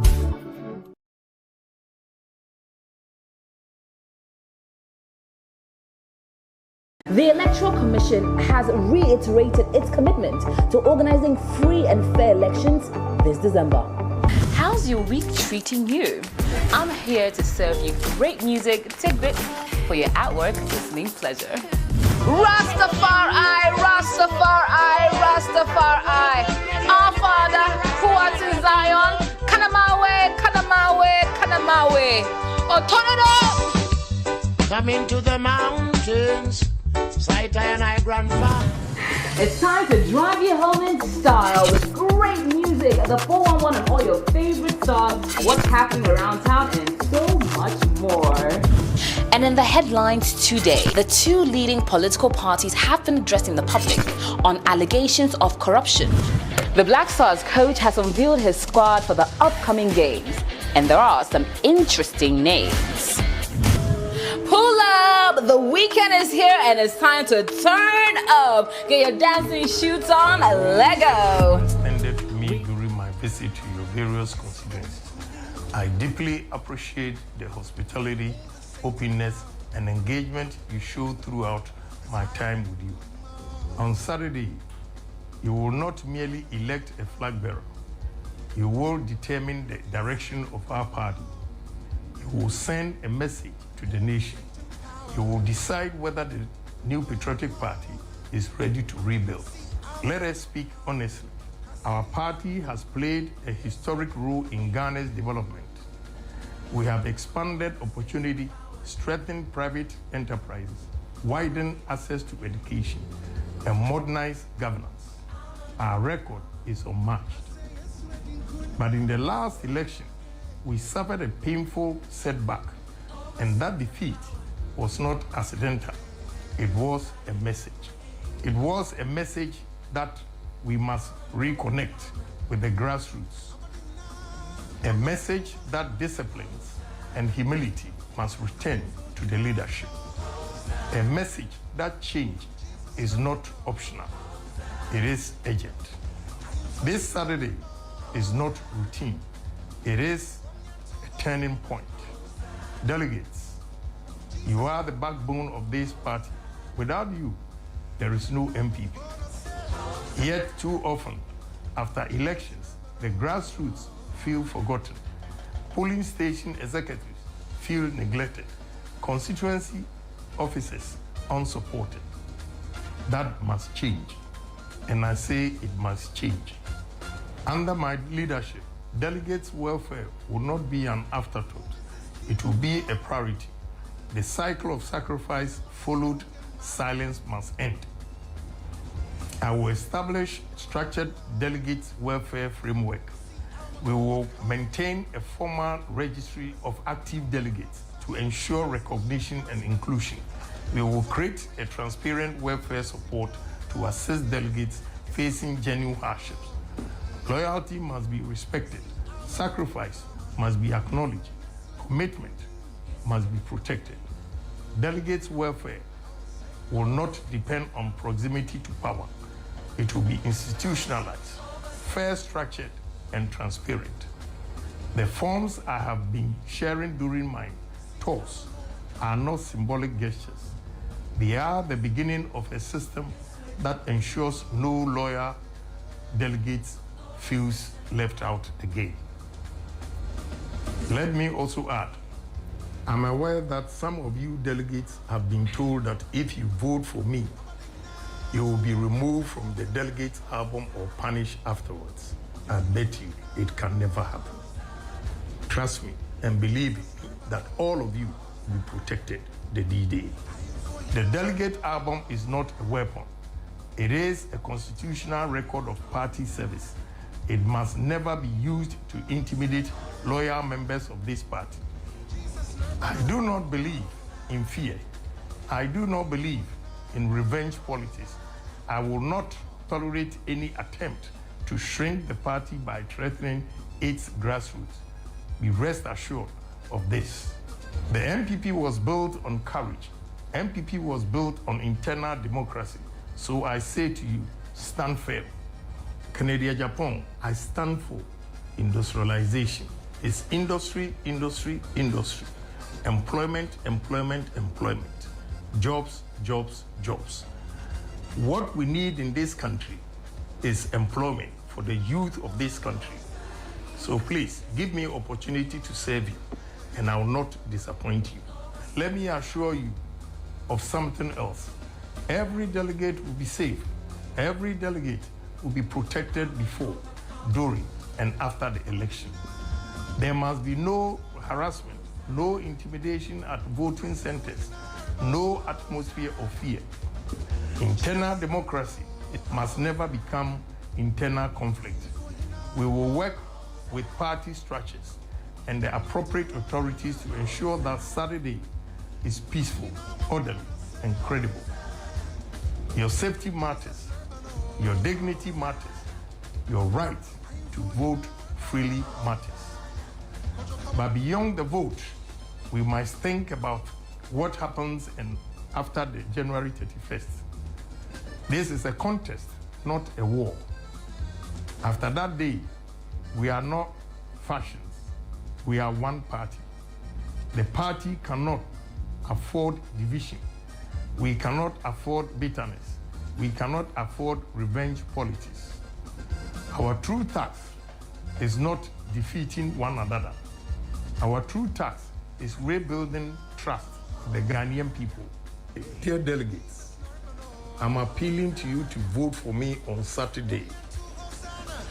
What I want to remind you is we are not just going to elect a flag bearer, but a winnable candidate who can give us a victory in 2028. And there's no other candidate than Kennedy Agyapong. So victory will be ours in 2028 if you decide on Kennedy Agyapong on Saturday. A candidate that is trusted, inspires hope, accepted, and capable of winning the MPP power in 2028. And I can Ohene Agyapong, number one, on the ballot remains the only viable candidate to do this. Thank you.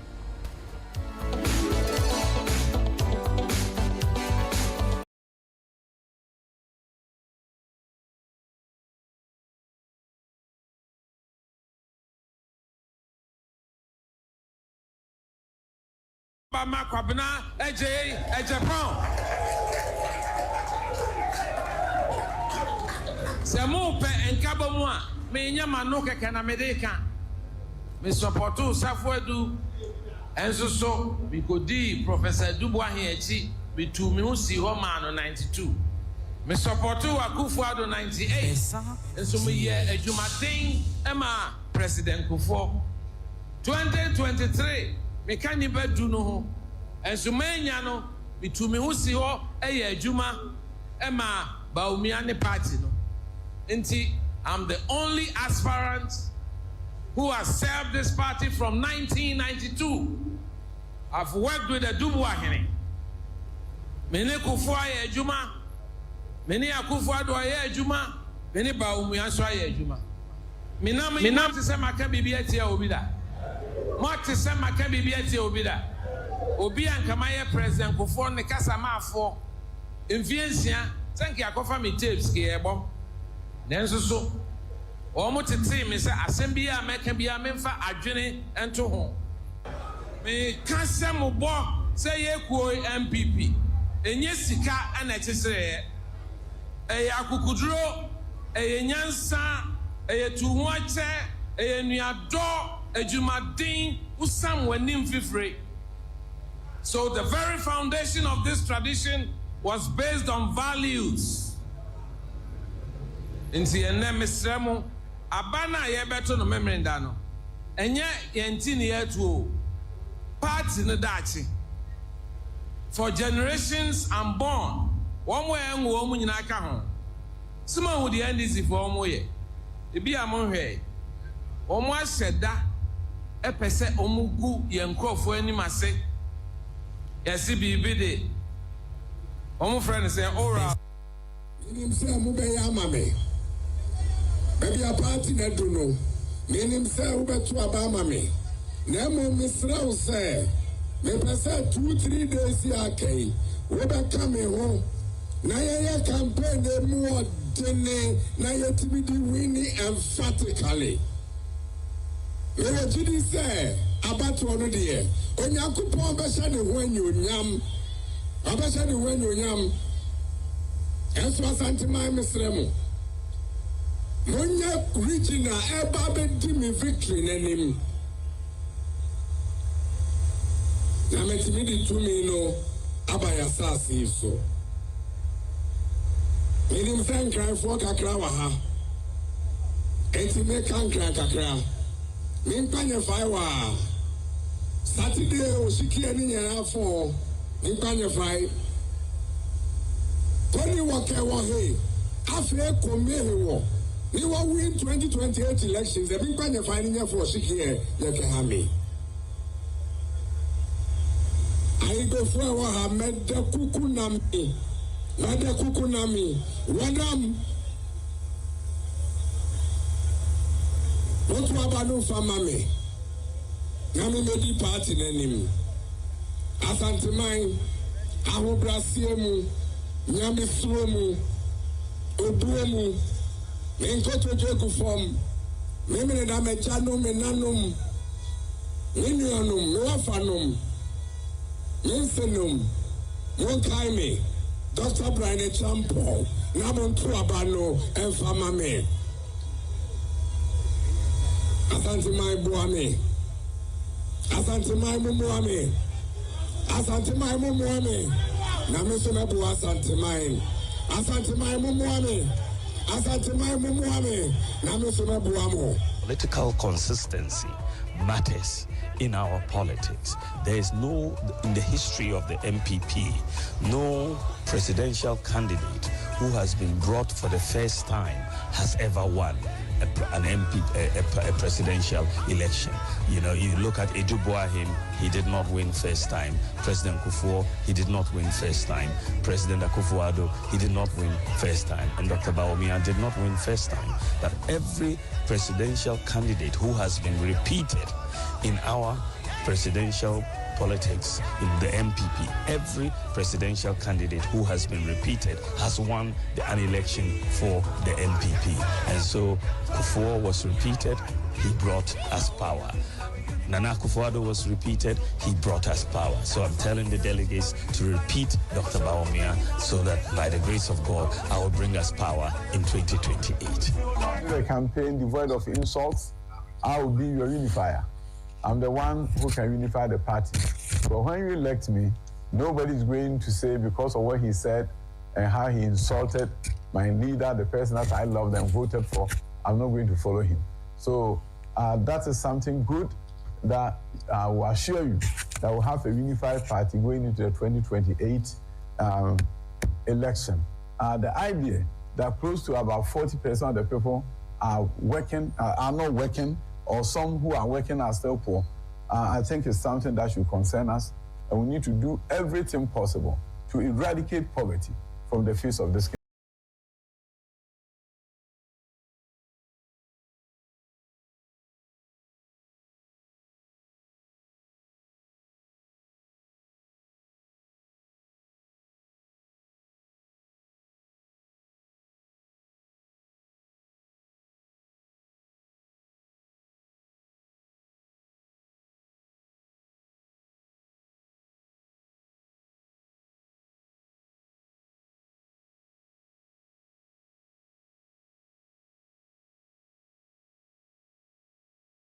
Yohenia Japan, Dr. Brian Champon, Dr. Mahmoud Bawumia, Dr. Yawase Duchum, and Kwabna Ajayi Japan. These five gentlemen, in just a few hours, will go to the battlefield in a quest to lead the NPP into the 2028 elections. NPP presidential primaries and matters arising. This is the conversation we're getting into right now on Sunrise on 3FM 92.7. Al-Hassan Abdul Fattah was the Member of Parliament for Yendi. He has joined us. Solomon Owusu, Director of Communications of the United Party, is also here.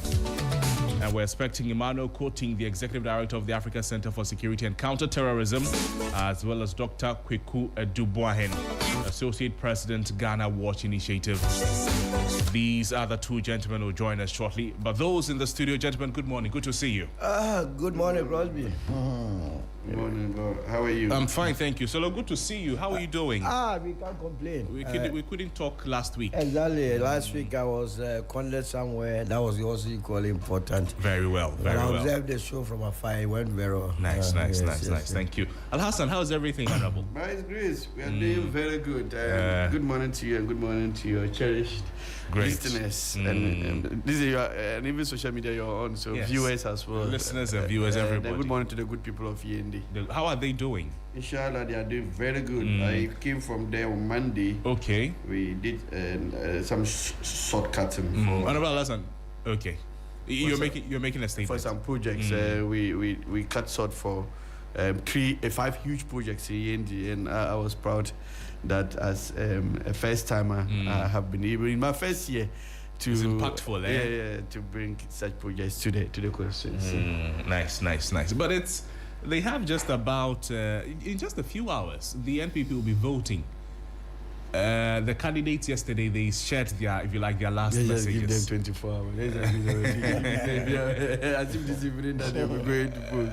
24 hours, it will come right now. After midday today, tomorrow has come. They shared their last messages, if you like, to their delegates. I don't know if you monitored and what you made of them. I only saw one. I saw that for Ken. I don't remember seeing the other ones. Yesterday was quite a busy day for me. And so I didn't follow things that were. It was actually this morning that I realized that they have actually ended campaigning. Yes. So today is no campaign day. But I think I want to commend them for how far they've come. Their resilience. It's not easy. It's not easy traveling this journey. The funny thing about election is that you use months, weeks, sometimes years, days to work. It just ends within a few hours. In a few hours, the whole thing starts and ends. You understand? And you see your smoothness level. Yes. And so I don't pity them at this point. I see, but this time if you get closer to them, I'm sure they are burning inside Serious everywhere. heat. Yes, they are boiled. The system is hot. Yeah. I wish them well, and I think I wish the party too very well. And it was also good. It was a good omen seeing them at the Alisa venue the last time signing the Peace Pact. I think whoever put that program together thought through this very well. I think sometimes some of these symbolic things are very necessary in our democratic processes. The grassroots, they some of the things they see influence their attitude and their actions.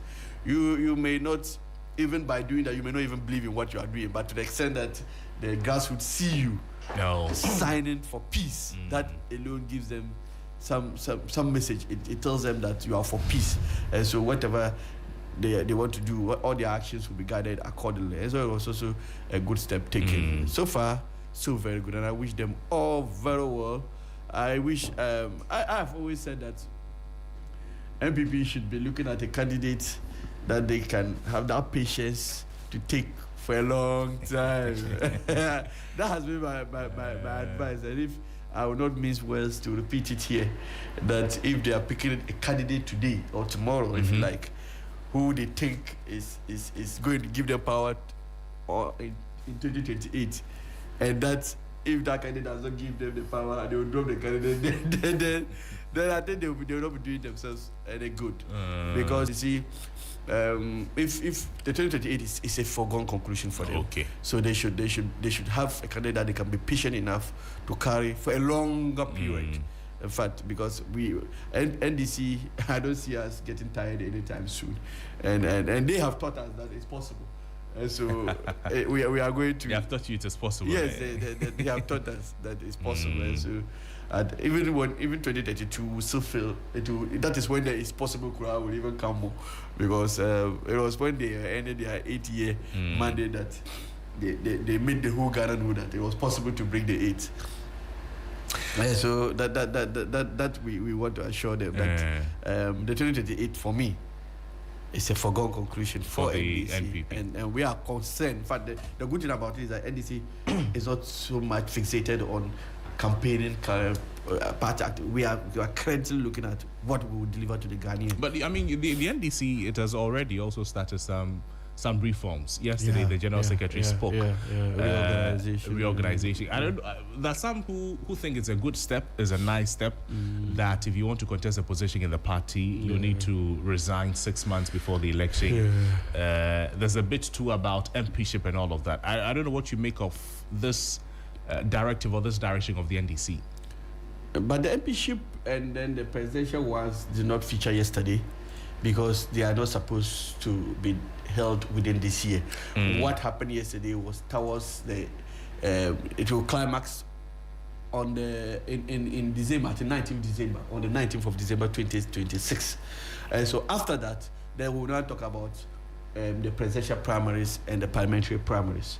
And so to the extent that yesterday the roadmap was laid out, it was only for branch level election, but more so constituency, regional, national executive. And it was good. That directive is very good. And it's not a new path we are treading. It's been used by a number of political parties. I think there was a time that MPP when they were in power, they came out with that condition that if you wanted to contest any of the seats, I think that one was to do more with the parliamentary stuff. Parliamentary primaries. If you wanted to contest any seat, you needed to resign from wherever you were some months or so to the time. I think it's all to inject some health in our competition. It's not to say that you are stopping the others from competing, but you see, we control. It's an avenue. It's an avenue to want to use the state resources for some of these campaign things. Okay. Because if I am in charge of an institution, for instance, give me like Maslock. I'm in charge of Maslock, and I want to contest for, say, National Women Organizer position. You have put me in charge of Maslock. I'll make sure every consensus women's organizer. You understand? Guess. If not Aboboya or something, you understand? So those chances are there. Yes, those chances are there. So if you don't take it, you have government appointees drifting from rather really serving the masses, really doing what their mandate says they should do. They will now be looking at things more with political lenses than with what they were actually put there to do. And so it all feeds into JM's posture that you are there to serve the people. You are not there for politics. Okay. And so do as much as you can to deliver on the mandate we have been given. Support all of us, because once a party succeeds, it means that it is a combination of all the appointees who have succeeded. Once they have all succeeded, it will culminate in the party becoming successful.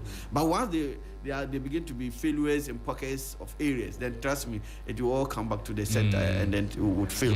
And so it's a step in the right bit about the MPs is that in the coming months, they plan to amend their constitution to bar MPs from serving in government.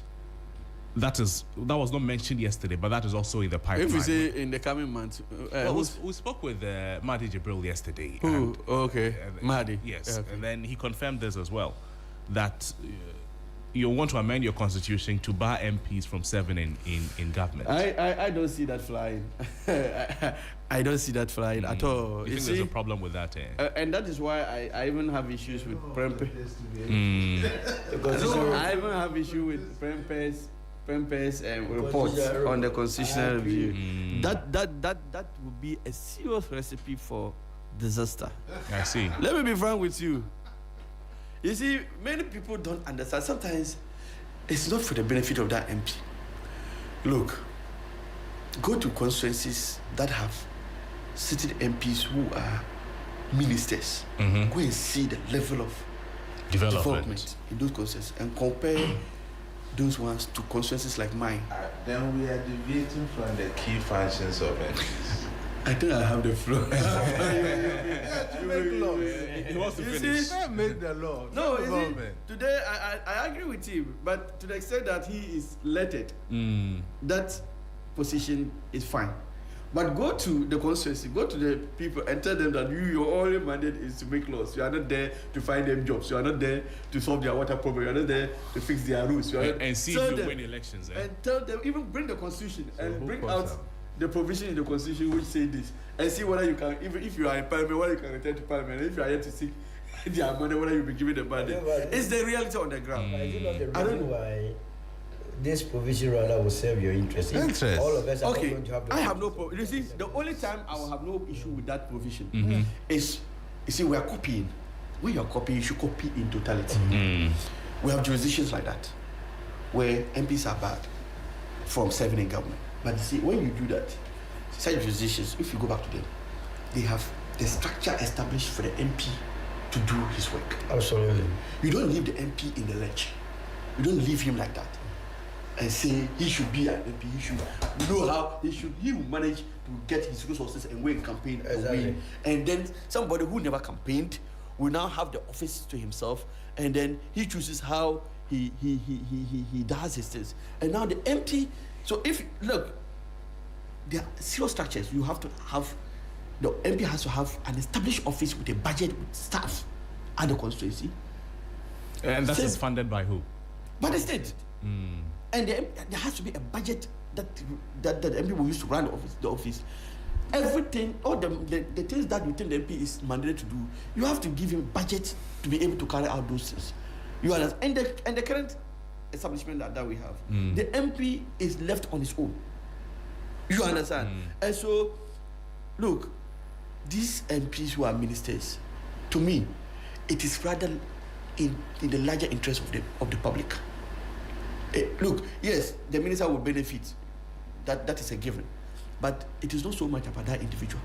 Even the president we have put there to serve the country. No doubt, he benefits directly from being there. But we are looking beyond just the individual benefit to the larger benefit. I don't see why, and I don't see the conflict here. What has broken that we need to fix? No, nothing has been broken. If you look at what the experience we had with Hilary Liman, where let's not put the situation where the executive will now be seen to be a loggerhead with the legislature. If that becomes the order of the day, trust me, we'll have a lot of issues because we need to have a smooth relationship between the two. And once we have members of the legislature serving in the executive, they tend to be the bridge between the two institutions. You understand? So, for instance, if I were unhappy with certain things that the government were to be doing, just because I have my colleagues serving in that government, I can easily approach them. There are people I'm with in parliament.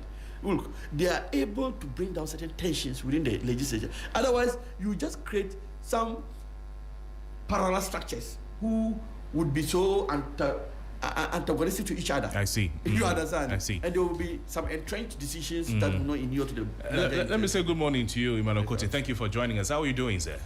God has been so merciful as always, and very good morning to yourself, our cherished listeners as always, and my good brother, the MP for Yendi. Thank you. I think after our previous TV appearances, after the elections, we never met. So again. Congratulations. Thank you, bro. Thank you. Yendi is a very difficult terrain. Very, very. And you know the environment, MPP, That's where I come from. Oh, nice. Oh, okay. I'm from Saboba, you know. Yeah. So Yendi is my second home. We are neighbors. Okay. Yes. As an MPP stronghold, and to have broken that, I'm sad they didn't give you appointment to show you up to hold that seat. Because if they don't support you in that angle, I'm afraid 2028 the Hawks will come after you. And just like you it's about education, just to learn on what you said. You see, we have made elective position very expensive in this country. And if we don't reform, a time will come, it will be people who have big pockets who get elected at the expense of people who have the capacity to deliver. So I think that the reforms of MPs not serving in parliament is what taught out if the education can go well to the people to understand that our MPs are only there to make laws for us. And like he said, there's a budget stream for MPs. And then the developmental agenda is shifted to the MMDCs, and that position too is equally going to be elected. I think that way we'll be able to balance and hold our democracy right. And to my good brother and partner in crime, Solomon Ousu, you're everywhere, Solo. When I open any social media, this thing is Solo. Congratulations. You are doing well. But you are doing well. You are doing very well. You know me, I always tell you when you are not doing well. I am just minding my business here. You are not. Anyways. You are not. Gentlemen, the NPP. And a very good morning to my dearest Helen, wherever she is. Oh, Helen Apiampofo. Yes. And Johnny Hughes there. And the rest of the team. But this morning you have admirers. I mean, an Uber driver and that is Alex Amegbenyo. Okay. And then Edna Efia Boatmo for the extend their greetings to you. They are enjoying the program. We thank them. We thank them. They just said you ever said that. So Edna and Alex, wherever you may be, have conveyed. We're grateful. We're grateful. Yeah, we are grateful. The NPP, they have barely 24 hours to go and vote. Before we start the proper conversations, Election Watch Ghana, okay, they are an election observer group, and they are raising concerns of vote buying already. They say that for serious candidates, they are budgeted between 150 cities. Wow. And then for one region, in the eastern region, one of them is reporting that a candidate has budgeted like 20 million cities for one region. These are findings they have made, Election Watch has made. Let me start with you, Solo. Are you surprised at this? Some too say that this is just internal primaries. It should not get to this level. No, I'm not surprised. I mean, fortunately, I've been an MPP member before. I was a coordinator, as a matter of fact. So the figures they are quoting is even conservative figures. It's more. When the party said each aspirants should pay 4.6. I realized that this year will be crazy. I want to be a flag bearer, not the. In the moment you become the flag bearer, doesn't mean you are the president.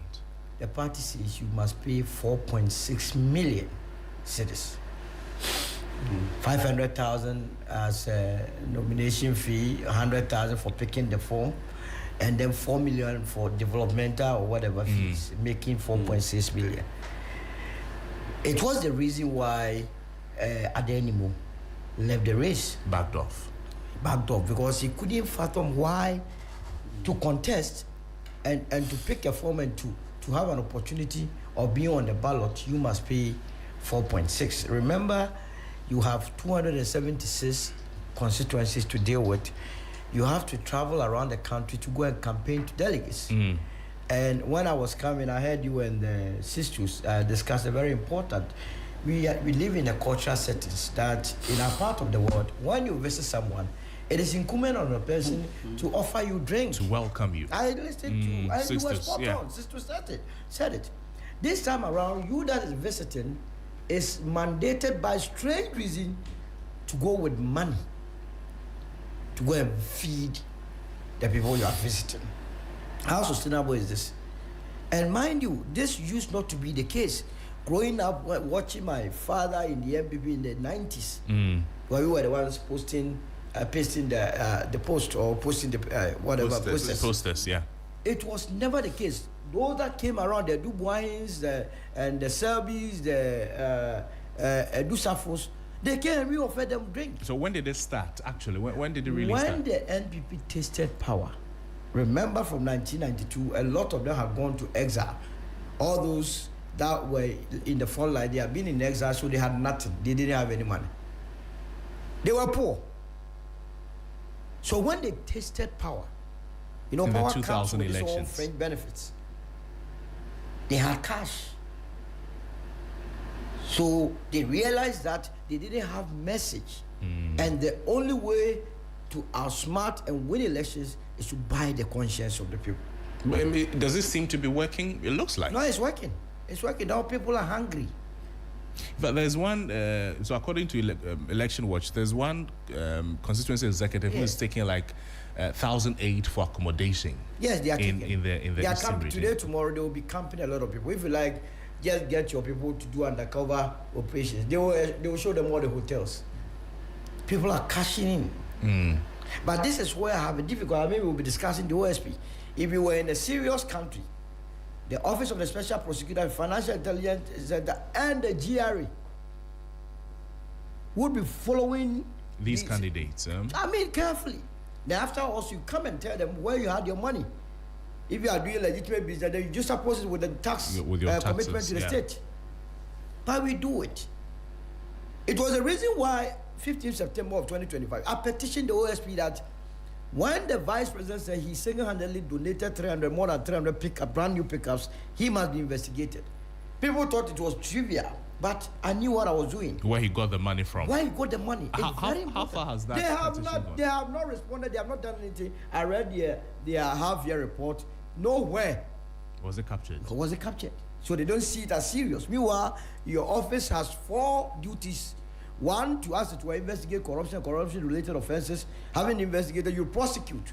After prosecution, you recover. And then also put in place measures to what? Prevent corruption.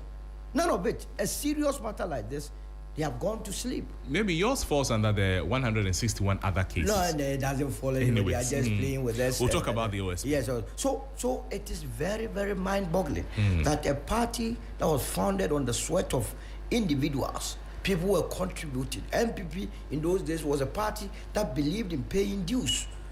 I remember in those days when the month ends, I am in a hurry to go and pay my dues. Until we started coming into power. Until they said, look, let us expand the delegate system. And in expansion, that would have been good anyway, but they abused it. People then started going around. Those that do not deserve to be delegates, they put them in just to manipulate them. Okay. You understand? So election, when I was the coordinator in Okakwe South, if you take the Okakwe South album, and you see the people that are in there who are going to decide the fate of the party and the country. Mind you, NPP is a public institution. Whoever becomes the flag bearer has the potential of becoming the president. So it must be in our interest to know whom they are bringing. And we must also help them shape who is better suited for this position. By any time you try to discuss, oh, it's not your party, I laugh. It's not whose party. And this matter will come, I will discuss it. It's a public institution. You understand? United Party's position will come, you have to discuss it. It shapes the narrative. But the way and manner they have turned this whole thing into money business during the campaign, how much they have already shared. And you ask yourself, where did they get this money? I've looked at the 5 candidates. None of them measures up to Jeff Bezos, Zuckerberg and Co. I don't see the companies that they have. I don't see the companies that so they have. you're wondering where they get the money. money Where did they get the money? That must interest you. And must interest the state. That they are dashing or dishing out such monies of this magnitude. Does it have any correlation with the levels of corruption that we have been told happened in the Eswal administration? These are issues that must be discussed. The last I was telling you that the National Service scandal, if anybody thinks that those that have been accused will be the only ones who would have enjoyed the beneficiaries, then you must be living in a fool's paradise. The other people. It would have been trickled down. But interestingly, we don't seem to care. We are not interested. We always dance around the tunes because the people that are involved, you dig in and say, oh, so you were involved. You can't speak anymore. Then the nation's office. So this is a test case for the party. That beyond this, and in any case, what they are doing is an experimental system that they are applying, the top-down approach. It has the potential of becoming the new norm in this country for all the other political parties, or destroy the party. Where I sit, I see no advantage that they will get by embarking on such a system. That you elect your flag bearer first before doing the grassroots business. When you elect any of them tomorrow, I mean, we have been assured that by 6 p.m. we will know who had won. Voting will end at 2 and then sorting, counting, collation by 6 p.m. by 4, because how many delegates in each of the polling stations? So the point is that from Monday, what would the flag bearer be doing? Would he start campaigning? He will start reorganizing. He will Is he going to reorganize? Be the leader of the party. No, because the moment you elect any of them, mind you, they have their supporters. Yes. So what it means is that it will affect those that will be national executive. Now that people are going to pinpoint, oh, this guy said this against you. So you should not feature him. So obviously, that will be your members occupying national executive positions, regional executive positions, constituency executive positions, coordinators, and polling station executives.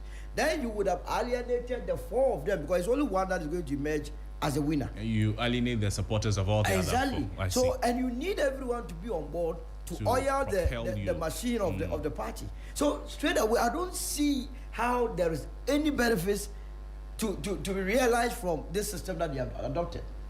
Ima, the concern of vote buying raised by Election Watch Ghana, 150 to 200 million cities, at least 20 million cities for every region, I believe. Are you surprised at that?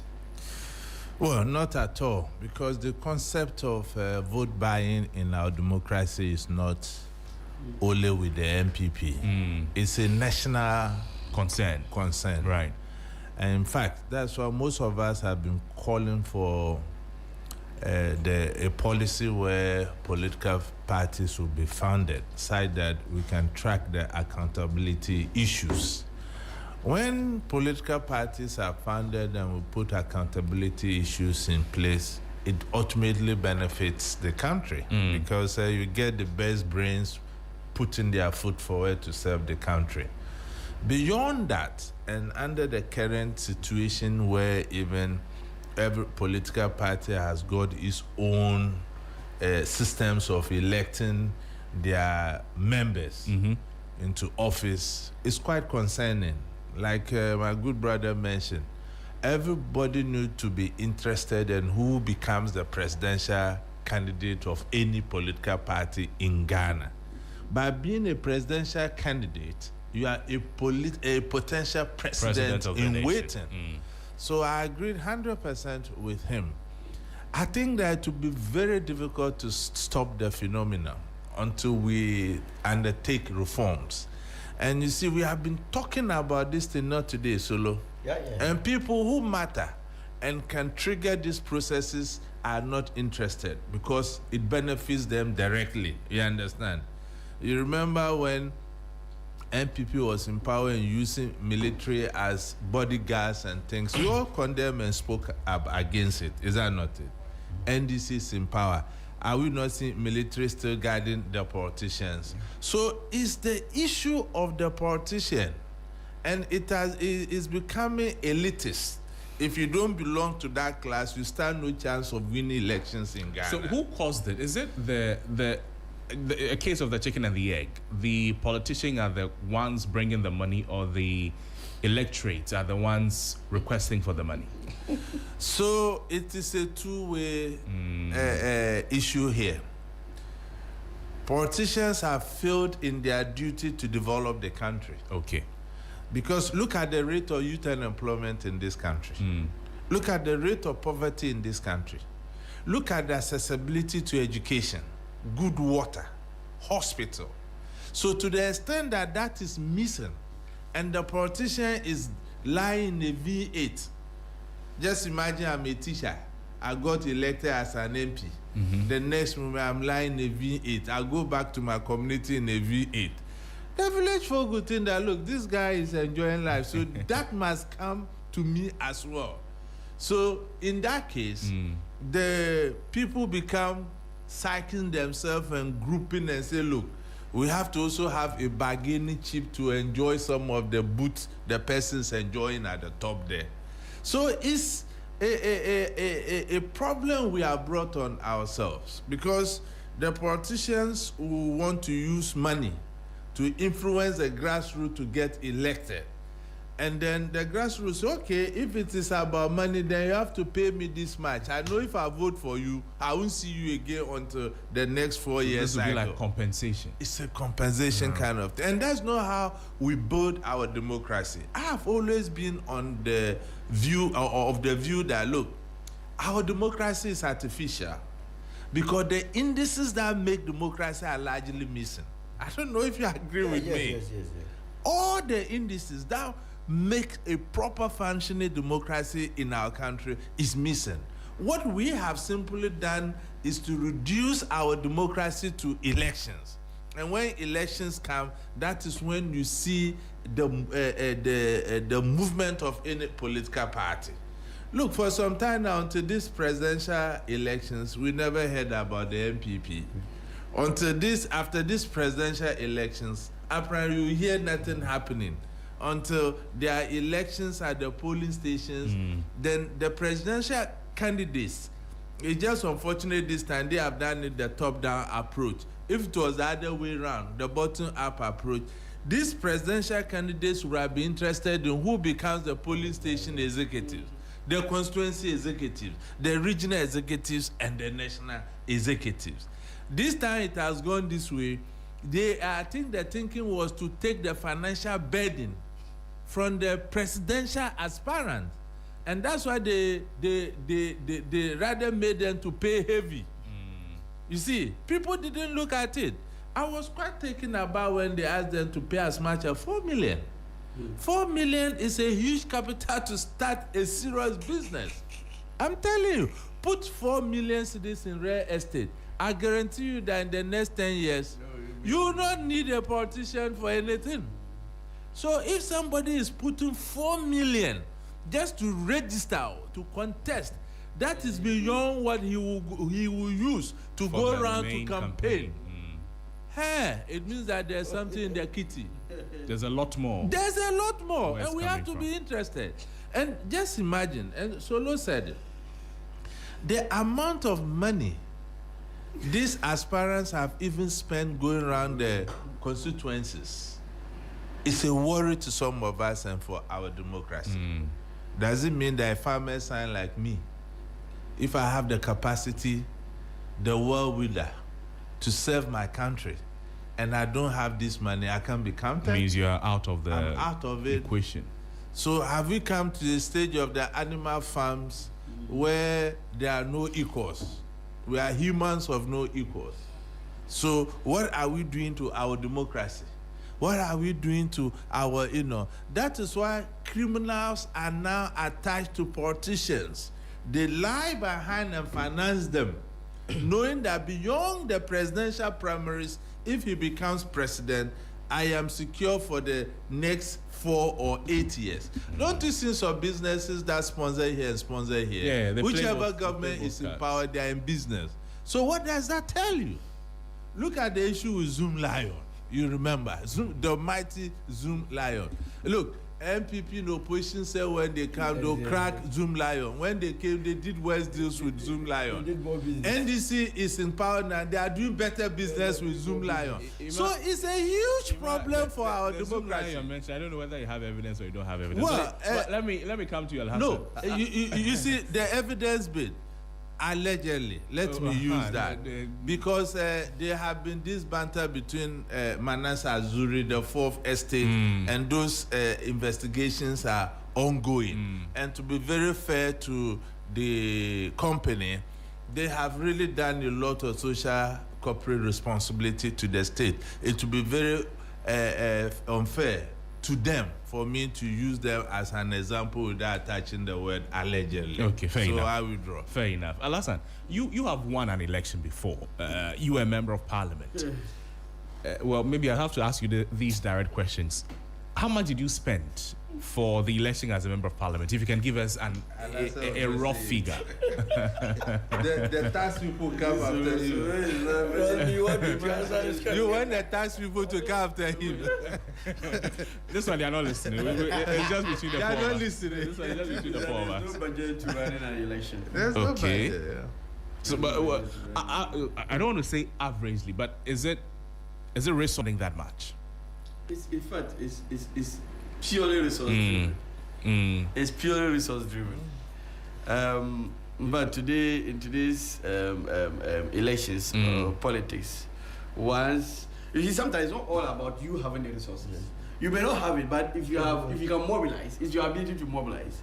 You understand resources. But the mobilization comes with interest. No one will give the money to you free of charge.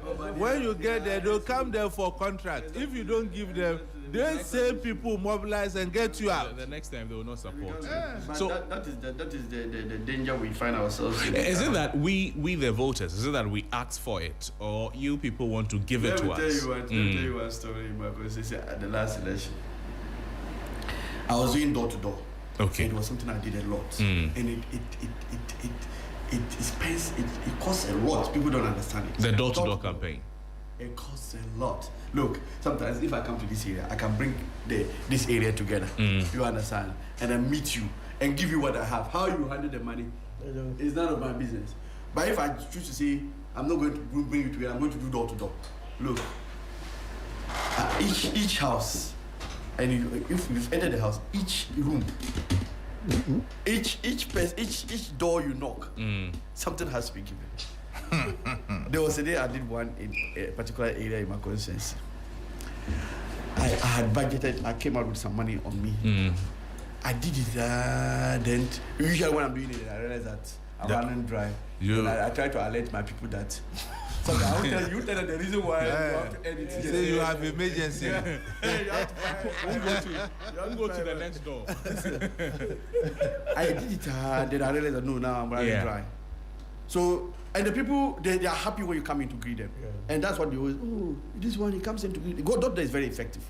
But what you don't hear about is the cost aspect of it. People don't tell you about it. So I had to end at some point. But there was this house that my people insisted that you go there. So I said, okay. But I knew I didn't have money on me. So I went into the house. We went, knocked on every door.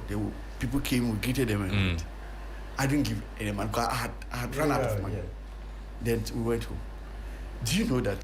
I'm so proud. Tell us the story. Tell us. Can you believe that the next day, I went to my dad's place. And my dad didn't even know that I did door to door in that area. And my dad told me that, but how come you enter this house and not even a single person did you give money to? My dad, who is old, who is not supposed to even be following some of these things. They've called him. He warned you that you didn't drop pen. So I was saying, my dad, who is that old in his room, if he's hearing this, then you can imagine how many people have heard it.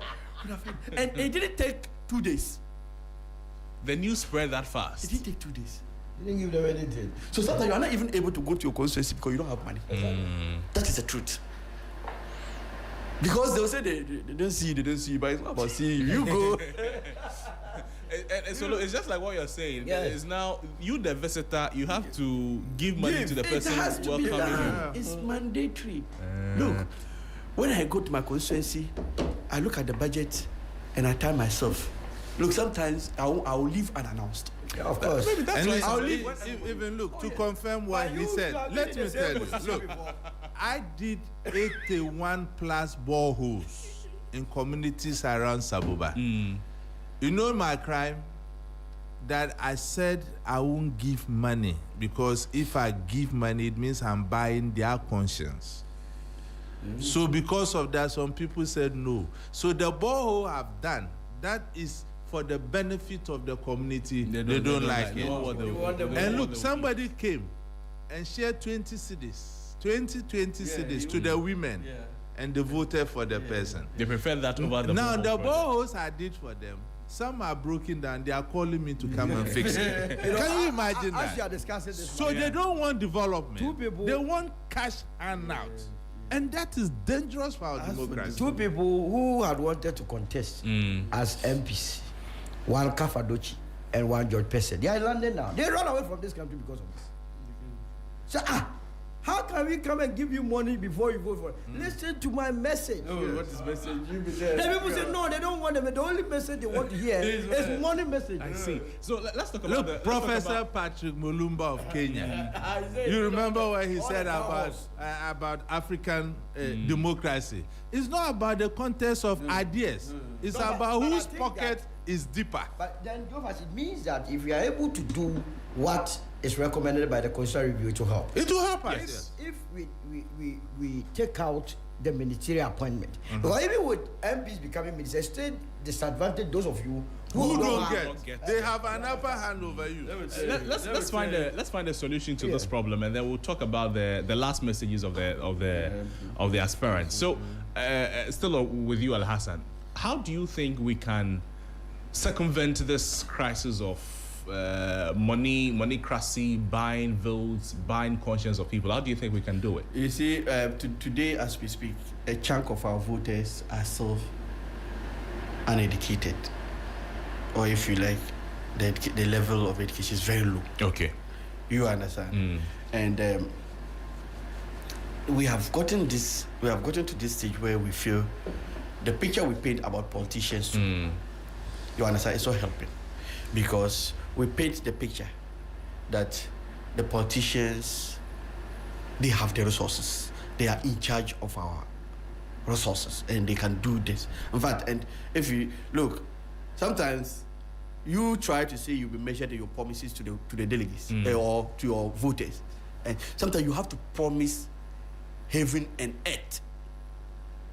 Simple, because if you don't do that and sometimes you want to be very candid, chances are you won't go anywhere. And when you do those promises, you'll be held accountable. People will hold you to it. But the funny aspect of it is that, like Ima said, the communal thing is not helping. We should get to the stage. So, and it's also because these are our institutions, NCCs, those institutions are now completely defunct. They are non-existent. They were supposed, look, your political party cannot go to the community to start telling the people to move their minds away from money, from resources, and because they don't know. Let there be some institutions of state, or even NGOs or other or religious organizations that should do this work. Because if the political party or the individual goes, it means you're done. You can't even go there. And when you go, you see the funny time about with the politician is that if I'm competing with Solo, and Solo wants to be the nice person, I'll let him go. He should go and be talking the good things. Me, I'll go the other way. You understand? And he'll be punished. I love that one. Oh yeah, he'll be punished. So we are looking at each other. We are imagining each other. So no political party will risk He knows that this is the right thing to do, but he knows Pesca will risk that position. So you think education is... I feel the state institutions, NCC, they have a lot to do. Look, today we hear about NCC. Look at all the budget. They won't fund the institutions. They won't fund them. That is it. That's why I posited that the very people that are supposed to initiate some of these are the direct beneficiaries. Yes. So look, they tend if we to can look have away. Ongoing sensitization programs, you can do drama shows, you can do quiz competitions, you can do other things. Look, if you can carry outside things to educate people more in the consensus, but that cannot be done by the politician himself. I see. Forget it. Unfortunately, the institutions that should do it, they also do not have the money. So look, how do you think we can eventually, maybe in the next couple of years? I don't think the law bit that's the law, changing the law just by doing it does not help. So look, how do you think we can do it? Well, I think education is one. Number two, we must improve our economy and get people to be working. You see, I can't wrap my head around it that you go to a constituency like Ayawaso East. Ayawaso West Wogon. Okay. Especially the East Legon area. Let's assume those that are working are your delegates. How are you going to bribe them? Because they are okay themselves. So they're in my constituency, when they are doing the campaign, the real politicking in Okaku is up. It happens at the Ogle Road area. The Bubuashis, the Gontain and those areas. When it comes to the estate, they don't even come. Because when you go to a house, they will subject you to strict proof. Based on messages. Based on message. So hardly would you see any candidate vying for any position come to the estate. Because there, you say, what do you want to do? And they will ask you questions. And after that, they will tell you in your face that, this one, it will work.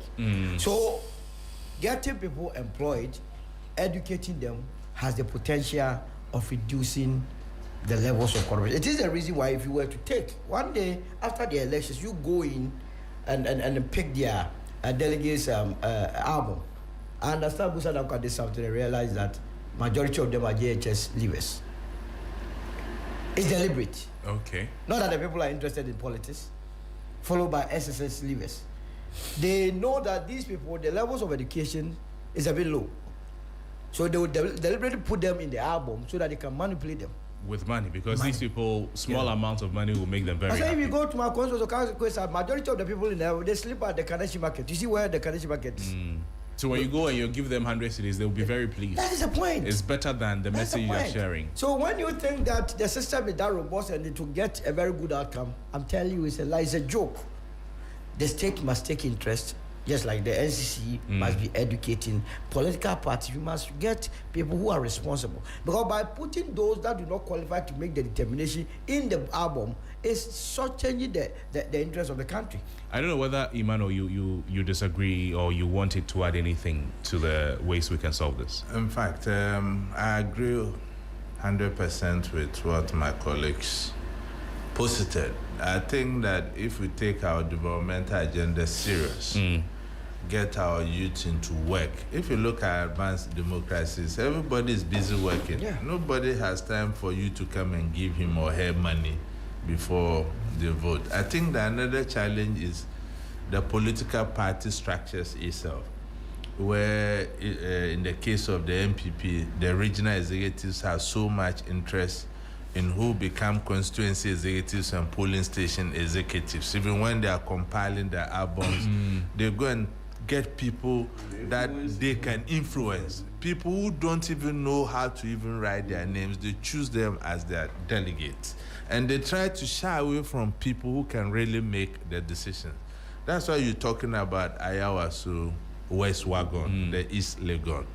You see that even if you look at the delegate system in East Legon, they go for the low. They go for the lowest in the society. They don't go for the elites, because this elite can tell you in the face that I want this or that or that. But so it's a foundational issue. At a point, I listened to the the election committee chair of the NPP, Joseph Osei-Wosu.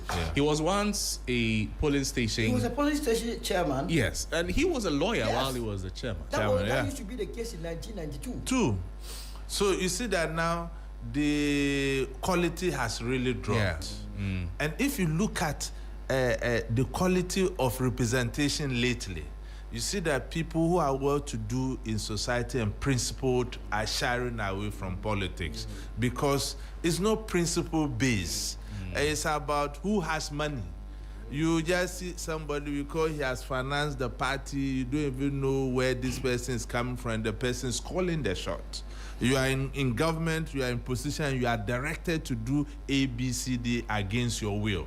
You remember Isaac Osei? Yes. Tall.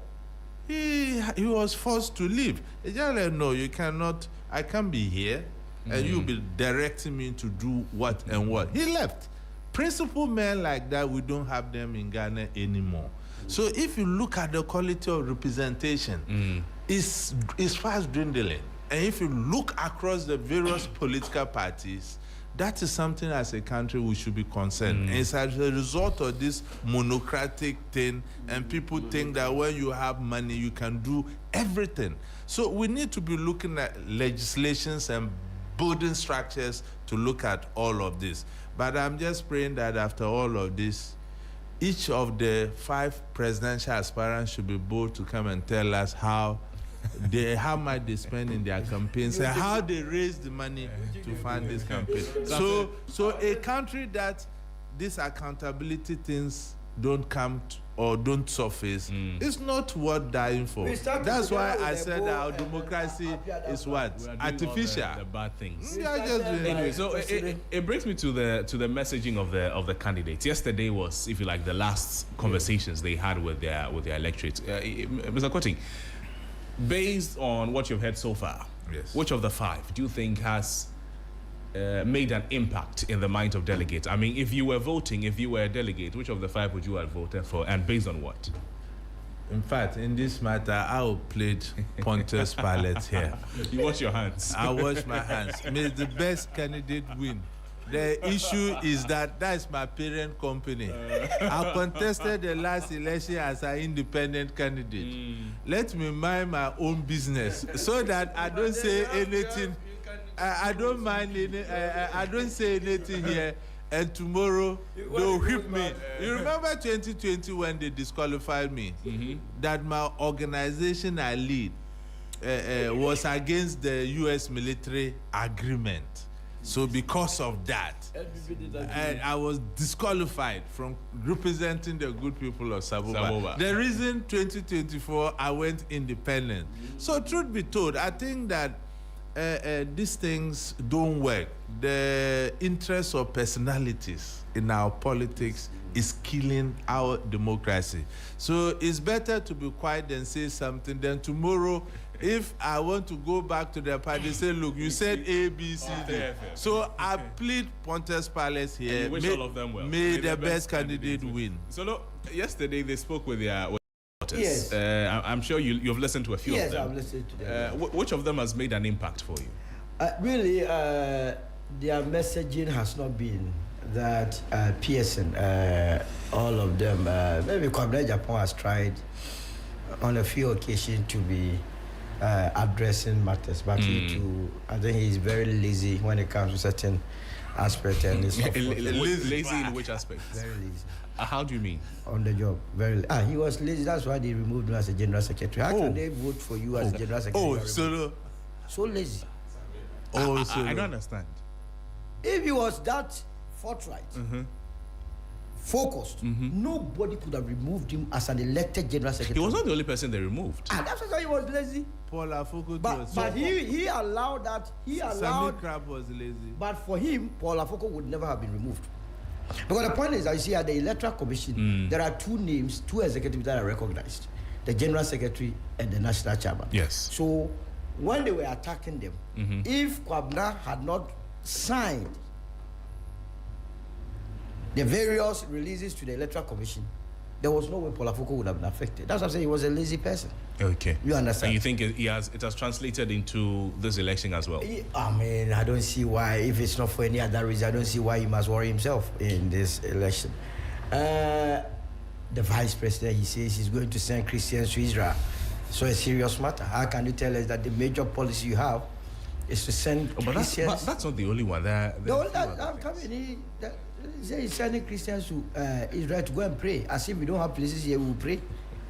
But you and I are tax revenue. But Muslims go to the... They go to I Hajj. have said that under no circumstance must the government invest a penny in anybody that is going to Mecca to go and worship his Allah. Okay. Why must I pay for that? But continue making your point. So when we are dealing with that, you are also coming with another promise that you are sending Christians out. Meanwhile, when the Jews or Israel, when they want to fight, they bomb. They don't pray. These people, sometimes I don't get them. The next thing is that he says he's going to employ 10 delegates per constituency. How feasible is this? And how does this solve the serious problems confronting the political party? So it's not cutting enough. It's not piercing enough. So Baumia is also not cutting. Japan, you say he's lazy. Japan is also, I don't see him as prepared. The last I told us, the first thing he would do when he gets the opportunity is let all of us sing, "Arise, Ghana, you for your country." Patriotic songs. Why? Why do you say how does it solve our problem? We are dealing with serious problems here. He's not prepared, like how? No, I think the man has campaigned throughout the entire country. Campaigning does not make you a presidential material. You understand? You must have a clear-cut plan that when I come, this is how I intend. He says he's going to create jobs. Creating jobs, how? What he has told us is that he has already done so in the private sector. Yes. And you know, in the public sector, it's a totally different Yes, it's true. There you are serving the public interest. The mentality or the ideology is no more to do with profit. It's more policy that will engender the private sector to enter, to expand the economy for all of us to enter. So from where I sit, he's not well. He must, prepare himself very well. Dr. Duchum. As for him, I don't know why he entered this race. Oh, he shouldn't have entered? He came to tell you that free SHS, about 5 million people had enjoyed. Is that not the case? Yes. Only for us to know that it was only 3.5. UNESCO at the point, they were investigating him. Remember these teachers and their, training and so on and so forth. Those monies we never got to know. During his tenure, SSS, they never had any, is it textbook or curriculum or whatever. That explains why a lot of them failed in the last election, last WASI. There was no textbook, there was no curriculum.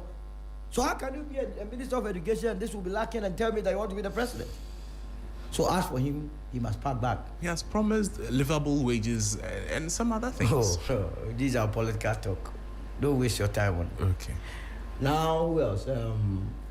Brian Champo, yes. Brian was going to buy a hotel.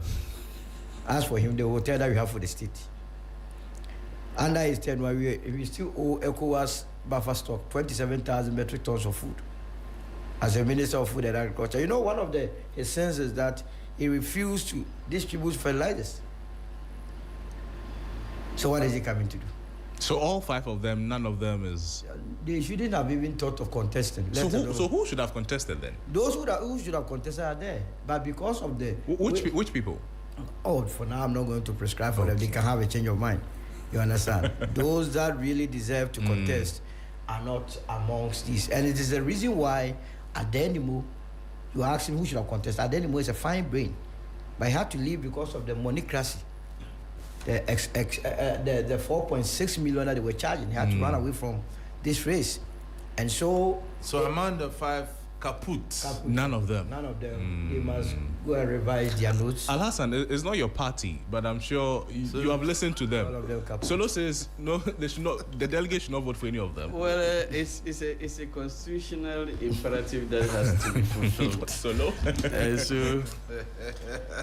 So they have to do something. They have to fulfill that constitutional injunction. They elect a flag bearer. They sat and took that decision, and so they have to do it. So long as that exists, they have to do it. Is that not it? Yes. Now, if you look at their message, if you look at the way they ran their campaigns, they were all talking to delegates. Yes. I didn't hear much from them in terms of speaking to the nation. They were not talking more to the nation. Maybe the nation will come later. I mean, first they have to win from the delegates before. So, which is why, you see, sometimes I am tempted to believe that we should do away with this delegate system. Oh, you think so? Yes. That recommendation by Prempeh, I think I side with him. That we should get to a stage where we go with card-bearing members. But political parties are given the opportunity to determine the cutoff point. So if you say all card-bearing members, do we say for the past, those who had the card like 5 years ago? You understand? So it doesn't become like if you acquired a card just yesterday, you can also vote. The political party can be given the room to determine the cutoff point, but it should be card-bearing so that the electoral college will be so huge, it will be so large, so much, so that they will not be able to influence. Because today, I've heard one of them promising, I think it's Ejitum, who is promising party health insurance card. Yes. For party members. He's not talking about bettering the health insurance scheme we have for the nation. That has not occurred to him because we've had this health insurance scheme going through challenges. But for now, we're always having issues with claims, delay in claims payment and all those things. We are not hearing things that have to do with how we better position this scheme to better serve the people. There's adding on to the illnesses or sicknesses that it can treat and all those things. We are talking about party people. Are we now creating a second layer of citizens for the country? So that if I am an MPP or a card-bearing member of an MPP, of a political party like MPP, it means that I will be given preferential treatment. Which treatment will be given to you by using the resources of the state, compared with a non-MPP member. But I mean, when it's time for the NDC to have elections, wouldn't we see these things? The same delegates will be the ones to vote. It would be very sad to have this done because you don't say that you would create. Why are you going to get the resources to provide health insurance package for all card-bearing members of or if you like the delegates? And Bawumia is talking about employing 10 party executives from each constitution. Is that all he has to do? Or is that all he can do? If even within this 1 year of NDC, we are only employing 10 people from my constituency, then we have failed. And you are saying that for the entire 4 years, you would make sure that you work hard to employ four people from each constituency. 10 people from each constituency. That's serious. So you also think tell you that all these 5 people of them are bereft of ideas. All 5 of them. My finest, Ken and Brian are my finest people. Okay. But I just love the energy they have. Not in terms of the policy or their messages. I love Brian because looking at it, this is the first time he's given it his first shot. And look at how far he has come. You understand? So I feel that such people, and he's still young. You understand? So I feel that such people, we need them more. When Ken came the first time in 2023, we saw the energy he came with. The same energy you see coming from Brian. Because if you look at Kobna Japan was part of the last race. Yes, he was. But still, Brian came just as a first timer. But you can see Brian being over and above Kobna. And so I love Brian's energy. But in terms of messaging, I don't see any message coming from any of them that should worry anybody. And so, as for me, we leave them to their fate. We leave them to the delegates. Before you came here, everything you also wash your hands. I wash my hands, but you guys don't wash your hands. I hear a boy on TV3 throwing bullets that there will be breakaways. I will not. That there will be breakaways.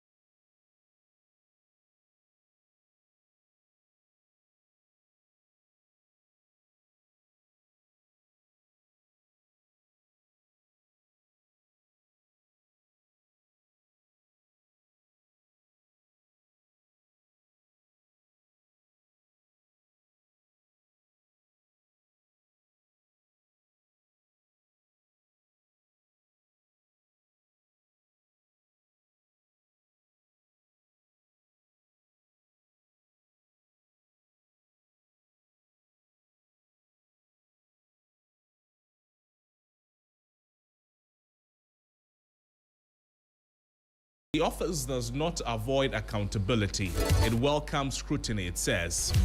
It says that the pushback against the office is merely a sponsorship by the hundreds of persons under investigation and their associates and persons who are obvious candidates and potential candidates of investigation by the office. So if you don't like it and you are saying that it should be scrapped, you are either a potential candidate or you are an obvious candidate. He says that I dare state, if the clearly contrived yardstick upon which the withdrawn bill intended at abolishing the office is measured against the actual performance of every investigative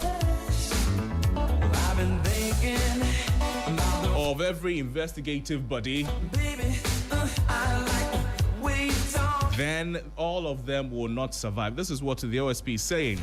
Well, it's released the half-year report, and for ongoing cases, 8 of them, persons standing trial, 33, civil proceedings, 10, ongoing investigations, 79, other cases, 161, which I'm sure Solomon Owusu's own is included, convictions secured, 7, financial recoveries, 2 million recovered for the MIIF, and then 8.5 million recovered from investigations into diversion of petroleum products. These are recoveries that have been made by the OSP. So that is it from the OSP, the half-year report. You can see it on Facebook right now. It's put in graphics for you. 33 people are standing trial. Civil proceedings, 10. 7 convictions have been secured. 161 other cases, ongoing investigations, 79, ongoing criminal cases, 8 of them. Ima, you're not pleased with the work it is doing? Well, I still maintain my earlier standard. Akwanuma Kisi Ajape must go. He still must go? He is not fit. But the office must stay? No, yeah, the office must stay. I went through the report this dawn, and these are the key highlights I came out with.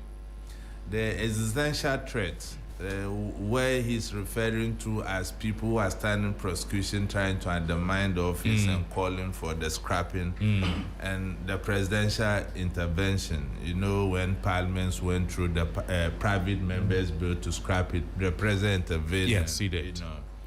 And then the criticisms essentially centered on the non-performance of the OSP. And according to their own report, they say they've done 20 plus in terms of savings of the total funding to the organization. Their major savings, according to them, included 6 billion Ghana cedis. And this is the breakdown, according to their report. The strategic mobilization Ghana, the SML, they said they saved the country 5.7 billion. The Ghana Health Services, the LCB disinfection deal, they saved the country 345 million Ghana cedis. Government payroll cleaning, they said they saved the country 34.2 million Ghana cedis. And the custom advance ruling reforms, millions according to them saved. Then the Ken Ofori Attes case and the timelines and the drama. You know, in January 2025, he fled to the United States claiming indefinite medical leave. And then the OSP declared him a fugitive from justice in February 2025. And then the lawyers of Ken Ofori came out to promise, and even the minority leader, Afenyo Makin, said on the floor of Parliament. Yeah. And you know, the House of Parliament is the House of Records, that he'll return by May, but instead he didn't show up and travel to the UK, according to sightings we've seen. We also saw 78 charges filed in November 2025, with 7 co-accused, including Ernest Akore, his main kingpin when he was finance minister. Extradition request transmitted to U.S. authorities December 2025. Then Interpol, the red notice issued by it has been challenged So by it is Kelufore. doing well. The office is doing well. That's according to I'm just analyzing. Okay. Based on what they have brought out. So it's only fair for me to bring this and then I will then put my analysis to them. Let's do your analysis. Okay. You see, let us not forget that the Office of the Special Prosecution is an institution and it's not about the individual heading it. Clearly, when you have the wrong person leading an institution, the institution will not perform to its maximum. And Kisi Ajabe is the wrong person. He's the wrong person because Kisi Ajabe is politically tainted. The truth be told, he worked under the chambers of the former president, His Excellency Nana Akufo-Addo. And if you look at the way the cases he has handled had manifested, there had been gaps and there have been intentional traps that he put in place to make sure that those people facing these allegations are able to elope or even buy more time. If it was any serious jurisdiction where we've all seen the work of special prosecutors, I don't think we would have been where we are. The monies he's claiming he has saved Ghana, to me, is just a drop in the ocean. There are much larger issues that had gone, But having said that, you see that when the private members bill was muted after the president intervention, everybody stopped talking about the office of the OSP.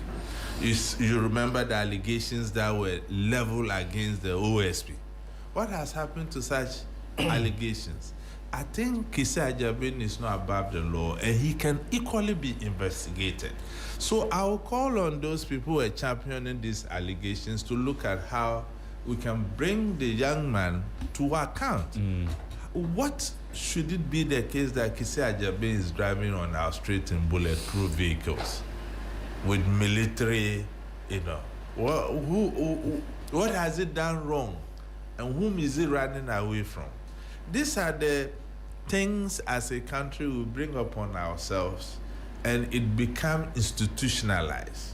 You can be sure that when another special prosecutor comes, he also want the same pecs. So that office, those things must be defined. Look at the electoral commissioner, the almighty Jane Mensah and the MPP. Look at the military that were surrounded here. Bosman and co. Now, those security details have been withdrawn. Has anybody harmed them? No.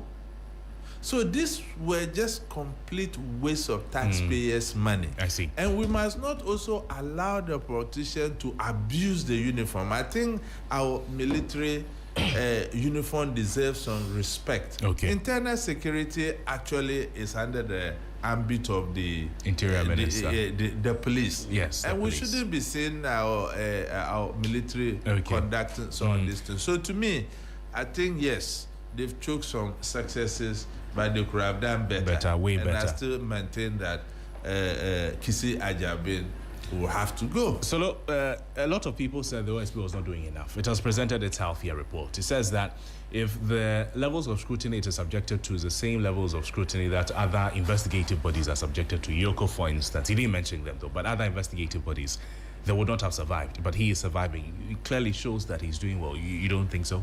The very report even makes that he has to leave the office. The very half-year report he presented, for me, is enough basis for him to leave the office. Even after all of the... Total waste of our time. You see, he must not treat the office as his personal property. And when some of us were calling for his head, it's not because we hate Kisi Ajabe. Why would I hate them? I'm not a lawyer. So if Kisi Ajabe is not there, you're not going to I'm take not his going place. to occupy there. And he's not the first person. When Martin Alamisi was there, we said the same thing. We realized he was not performing. Right. He was only interested in writing to us epistles, when the actual work is there for you to do.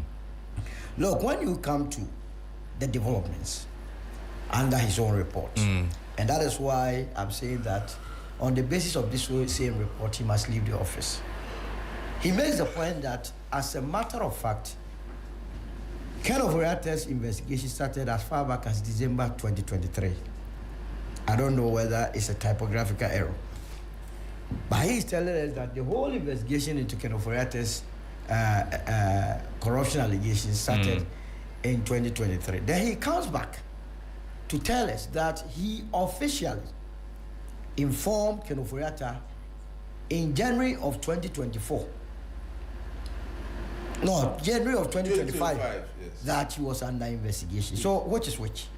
So they can start the investigation. Fantastic. And then when they get to a point where they can involve you, yes, then they do that. I wanted you to fill in this gap and then explain to you why he must not be there. So it means at the time Ken Ofori-Attah applied or wrote to the former chief of staff, Remo Opare, he was under investigation. And they knew that. What steps did he take to prevent Ken Ofori-Attah from leaving the shores of But doesn't the other achievements triumph over this one all thing? All of these are a drop in the ocean. We are talking about someone who led us to borrow 13.5 billion. So the chunk of the money is with this man. You have known from December by your own report that he was under investigation. You did not take any steps to prevent him from leaving this country. And the call for his sacking was based on Ken Ofori-Attah's issue. Mainly, yes. I mean, I remember calling for his head based on this. But he must not take it that because the president came to say that that private members bill should be withdrawn, it means everything is well. No. Some of us disagreed with the president that his continuous stay, but I can see the wisdom in what the president was saying. Here is someone who has been accused of, first of all, that he doesn't want to fight corruption. He comes into an office, first year, people are bombarding him that, sack the OSP, close the office. If he goes ahead to do that, then it feeds into the propaganda that the president doesn't want to fight corruption. So let it stay on. Other than that, his performance has been abysmal. I see. We are always dancing around the issues, but we are not doing it. By the way, they must correct an impression. I don't remember the last time Mustafa Hamid's case started in July of 2023. Did it start in 2023? Mustafa Hamid's investigation. Because if we come to Mustafa Hamid, what he's telling us is that the case started in July of 2023. Maybe it's a typo error. Okay. Yes. But all in all, his attempt, if you read his own perspective, he was only trying to go after those of us who have been criticizing him for the way and manner he's handling the office, by even concluding that either we are being hired by those whom he is investigating or those who knows that I mean, how can you come to this conclusion? An OSP who is dabbling himself in conjectures. If I were to ask the OSP who has hired me to call for his head, would he be able to tell me? I am saying that Ken Ofori-Attah's leaving this office, he did not live in this country, he did not handle it well. And it has come to us for his own report. Tells us that Ken Ofori-Attah has always been fit. Because someone who was telling us that he couldn't come to Ghana traveled to the UK on the 20th of May 2025. When he had created the impression through his lawyers that the man was that ill, he couldn't travel, he couldn't do it, he was bedridden. Yet he went to the UK, went back to the United States. So you don't know all this. In fact, he created the impression that when Ken Ofori-Attah was in the UK, he had the evidence. Therefore, what did he do? You have been there, you have been put there to deal with issues of corruption, corruption-related offenses. So despite the gains in the healthcare report, you still think... What gains? The ones he has mentioned. These are all projections he made, not physical cash. The 6 billion he talks about. He said, but for their intervention, this would have happened, but for their intervention... Which is part of their mandate. It's not, they never intervene in any way. SMS, we have started bashing them. SMS expose came from the 40s. Is that the case? Yes, that's when we heard about mainly. That's when it became loud. But it does not mean they were not investigating. Issues that we ourselves have submitted. I together with Apia Dankwa and Ebu Bokma, we submitted a petition on the 15th of September 2025 against the Vice President. No mention has been made of it. I am fully aware that a number of petitions has been sent to him concerning the 52.5 billion. That falls tax revenue. The other cases. Tax revenue. That got missing. By the way, our petition had to do with the former Vice President. Yes. Dr. Alhaji Mahmoud Bawumia. Right. You understand? He has not done anything about it. If you are not even going to do anything, what about the 52.5 billion Ghana cedis that miraculously got missing from the tax account at GCB to an unknown account? No mention was made of it. Alassane, let me come to you. Unfortunately, you have a minute. The OSP South here report. I see. I have my own position on the ASP. I am not asking for, but for His Excellency the President's intervention, I was one of those who were asking for the office to be scrapped. Oh, you think so? Completely. Because you ask yourself, you see, we brought in that office to cure a particular sickness. Yes. Corruption. Why was it that if you say this is independent and that it can investigate politicians, something maybe the Attorney General will not be able to do, why didn't he inform the former finance minister that he was being investigated when they were in power? When he had done the investigation for almost a year. Because you started in December 2023, and this somewhere in 2024, you should have reached a stage where you invite him. He didn't do anything. For interrogations. So throughout, so if you look at it, throughout the period of the NPP, tell me which NPP appointee, government appointee, did he do a complete investigation and prosecution on? So you see, the Article 88 of the Constitution has given the power to the AG. Now we are now saying that the AG is struggling, or the AG is not able to prosecute his political colleagues. You understand? And so let's give power to the Office of Attorney General and make it fully independent. Yeah. But the question we should ask ourselves, look, let's not be concerned with these achievements. They don't matter. Because you see, these achievements, if he were not to be there, the other investigative agencies would have done these investigations. What we should be asking ourselves is, what was the major objective of setting up the OSP? It was, we did it to cure a particular problem. Make it independent, make it to be so strong that regardless of whichever party is in power, it can do it. Has it achieved that purpose? You don't think so? Or is also behaving like another AG, where not until that government leaves power, it doesn't prosecute members of that government. That is what it is also doing. So you still think that? No. So to me, the entire structure should go. We don't need it. It's just another duplication of the work of the AG. It's leading to waste of resources, and this, they have their own investigators. The AG office has investigators. These people, Iyoko has his own investigators. National Security has their own investigators. What is this?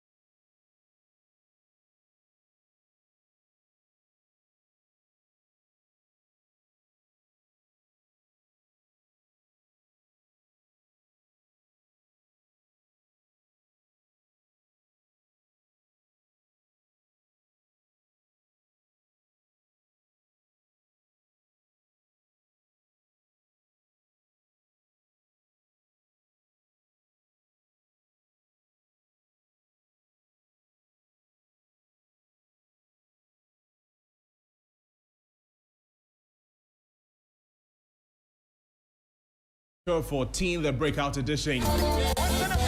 Ladies and gentlemen, it's DNA regardless. And then the second runner-up, Achadie. They are joining us in the studio. Gentlemen and lady, good morning. Good to see you. Morning, bro. Regardless, how are you? Adeoki. How does it feel to come out of mentor? I'll start with you, Achadie. So far, how's the journey been out of the competition? We just finished. It's been good. I feel blessed. I feel happy. I'm so grateful to How God. was it for you? How was the journey? From when you came for the auditions up until the final day? It's been, It's been tough. Yeah, it's been tough. It's been very educative. It's been fun, and yeah, basically that. Yeah. DNA, when you joined, did you think you'd reach the finals? Yeah. You know, be ego. My media always give him say I go reach here. Oh, so you were expecting it? No be expectation. I knew.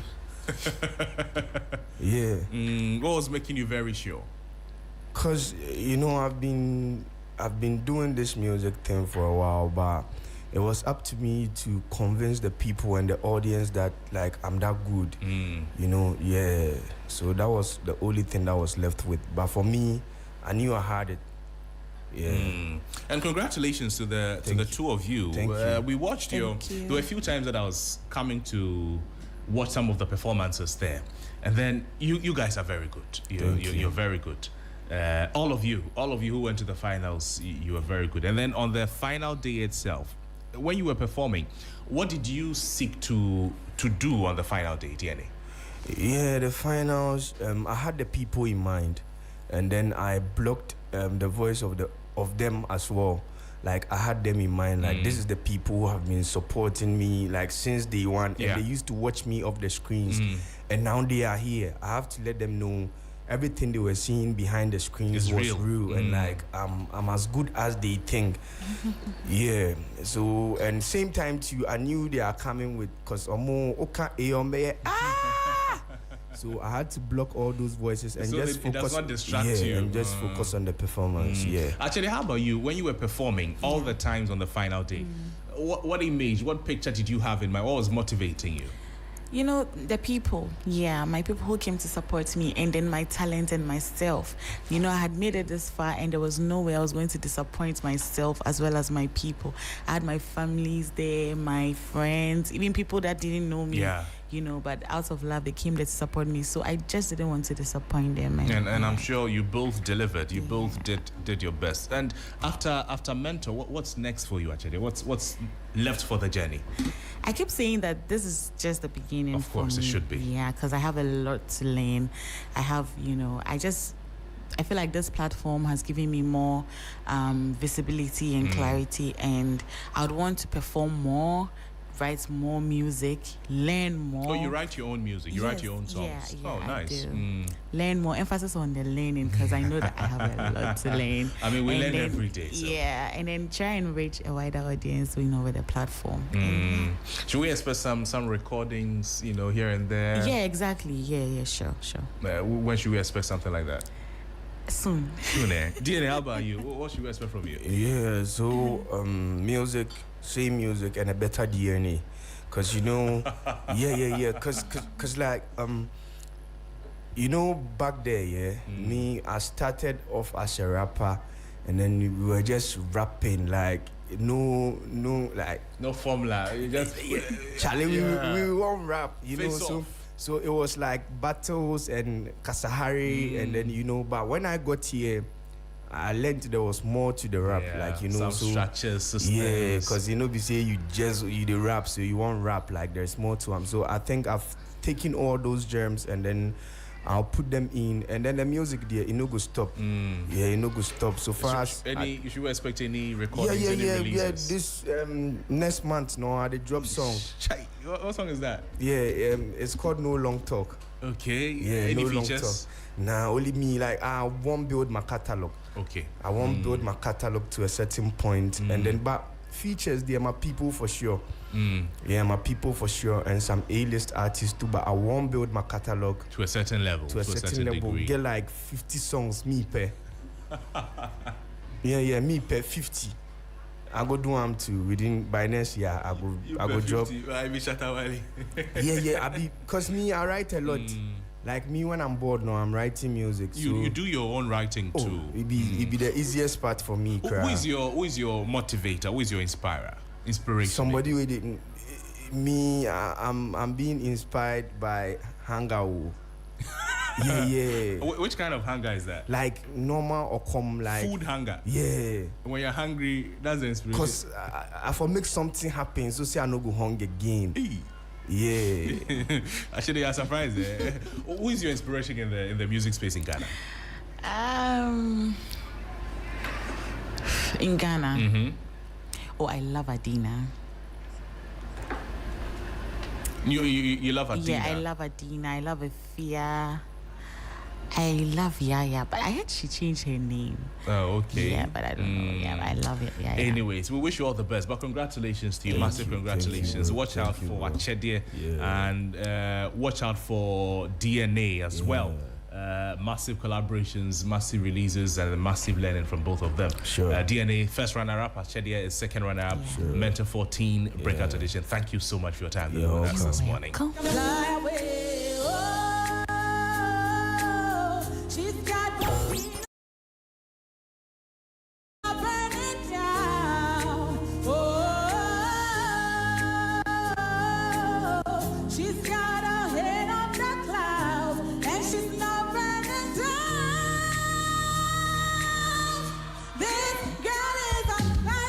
Definitely Achedie is on fire this morning. That's our package for you this morning. Thank you so much for spending your morning with us on Sunrise on 3FM 92.7. My name is Noble Crosby, and thank you to the entire production team. Before we go, I wanted to say a few birthdays to some people. If you're celebrating your birthday today, want to wish you a happy birthday.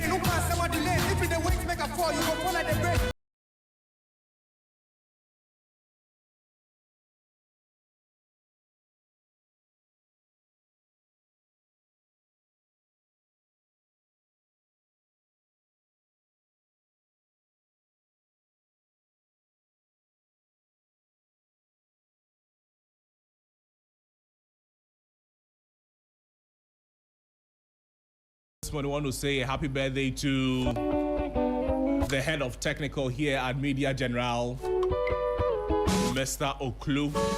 A happy birthday to you, sir. Have a great year ahead from all of us here at Media General. Head of technical for Radio 3 FM, and his name is Franklin Oklu. Happy birthday to you, Mr. Oklu. God bless your new age. See you again on Monday. My name is Noble Crosby, and thank you so much for joining us. It's Friday. Enjoy the weekend. Take care and be safe. Bye-bye.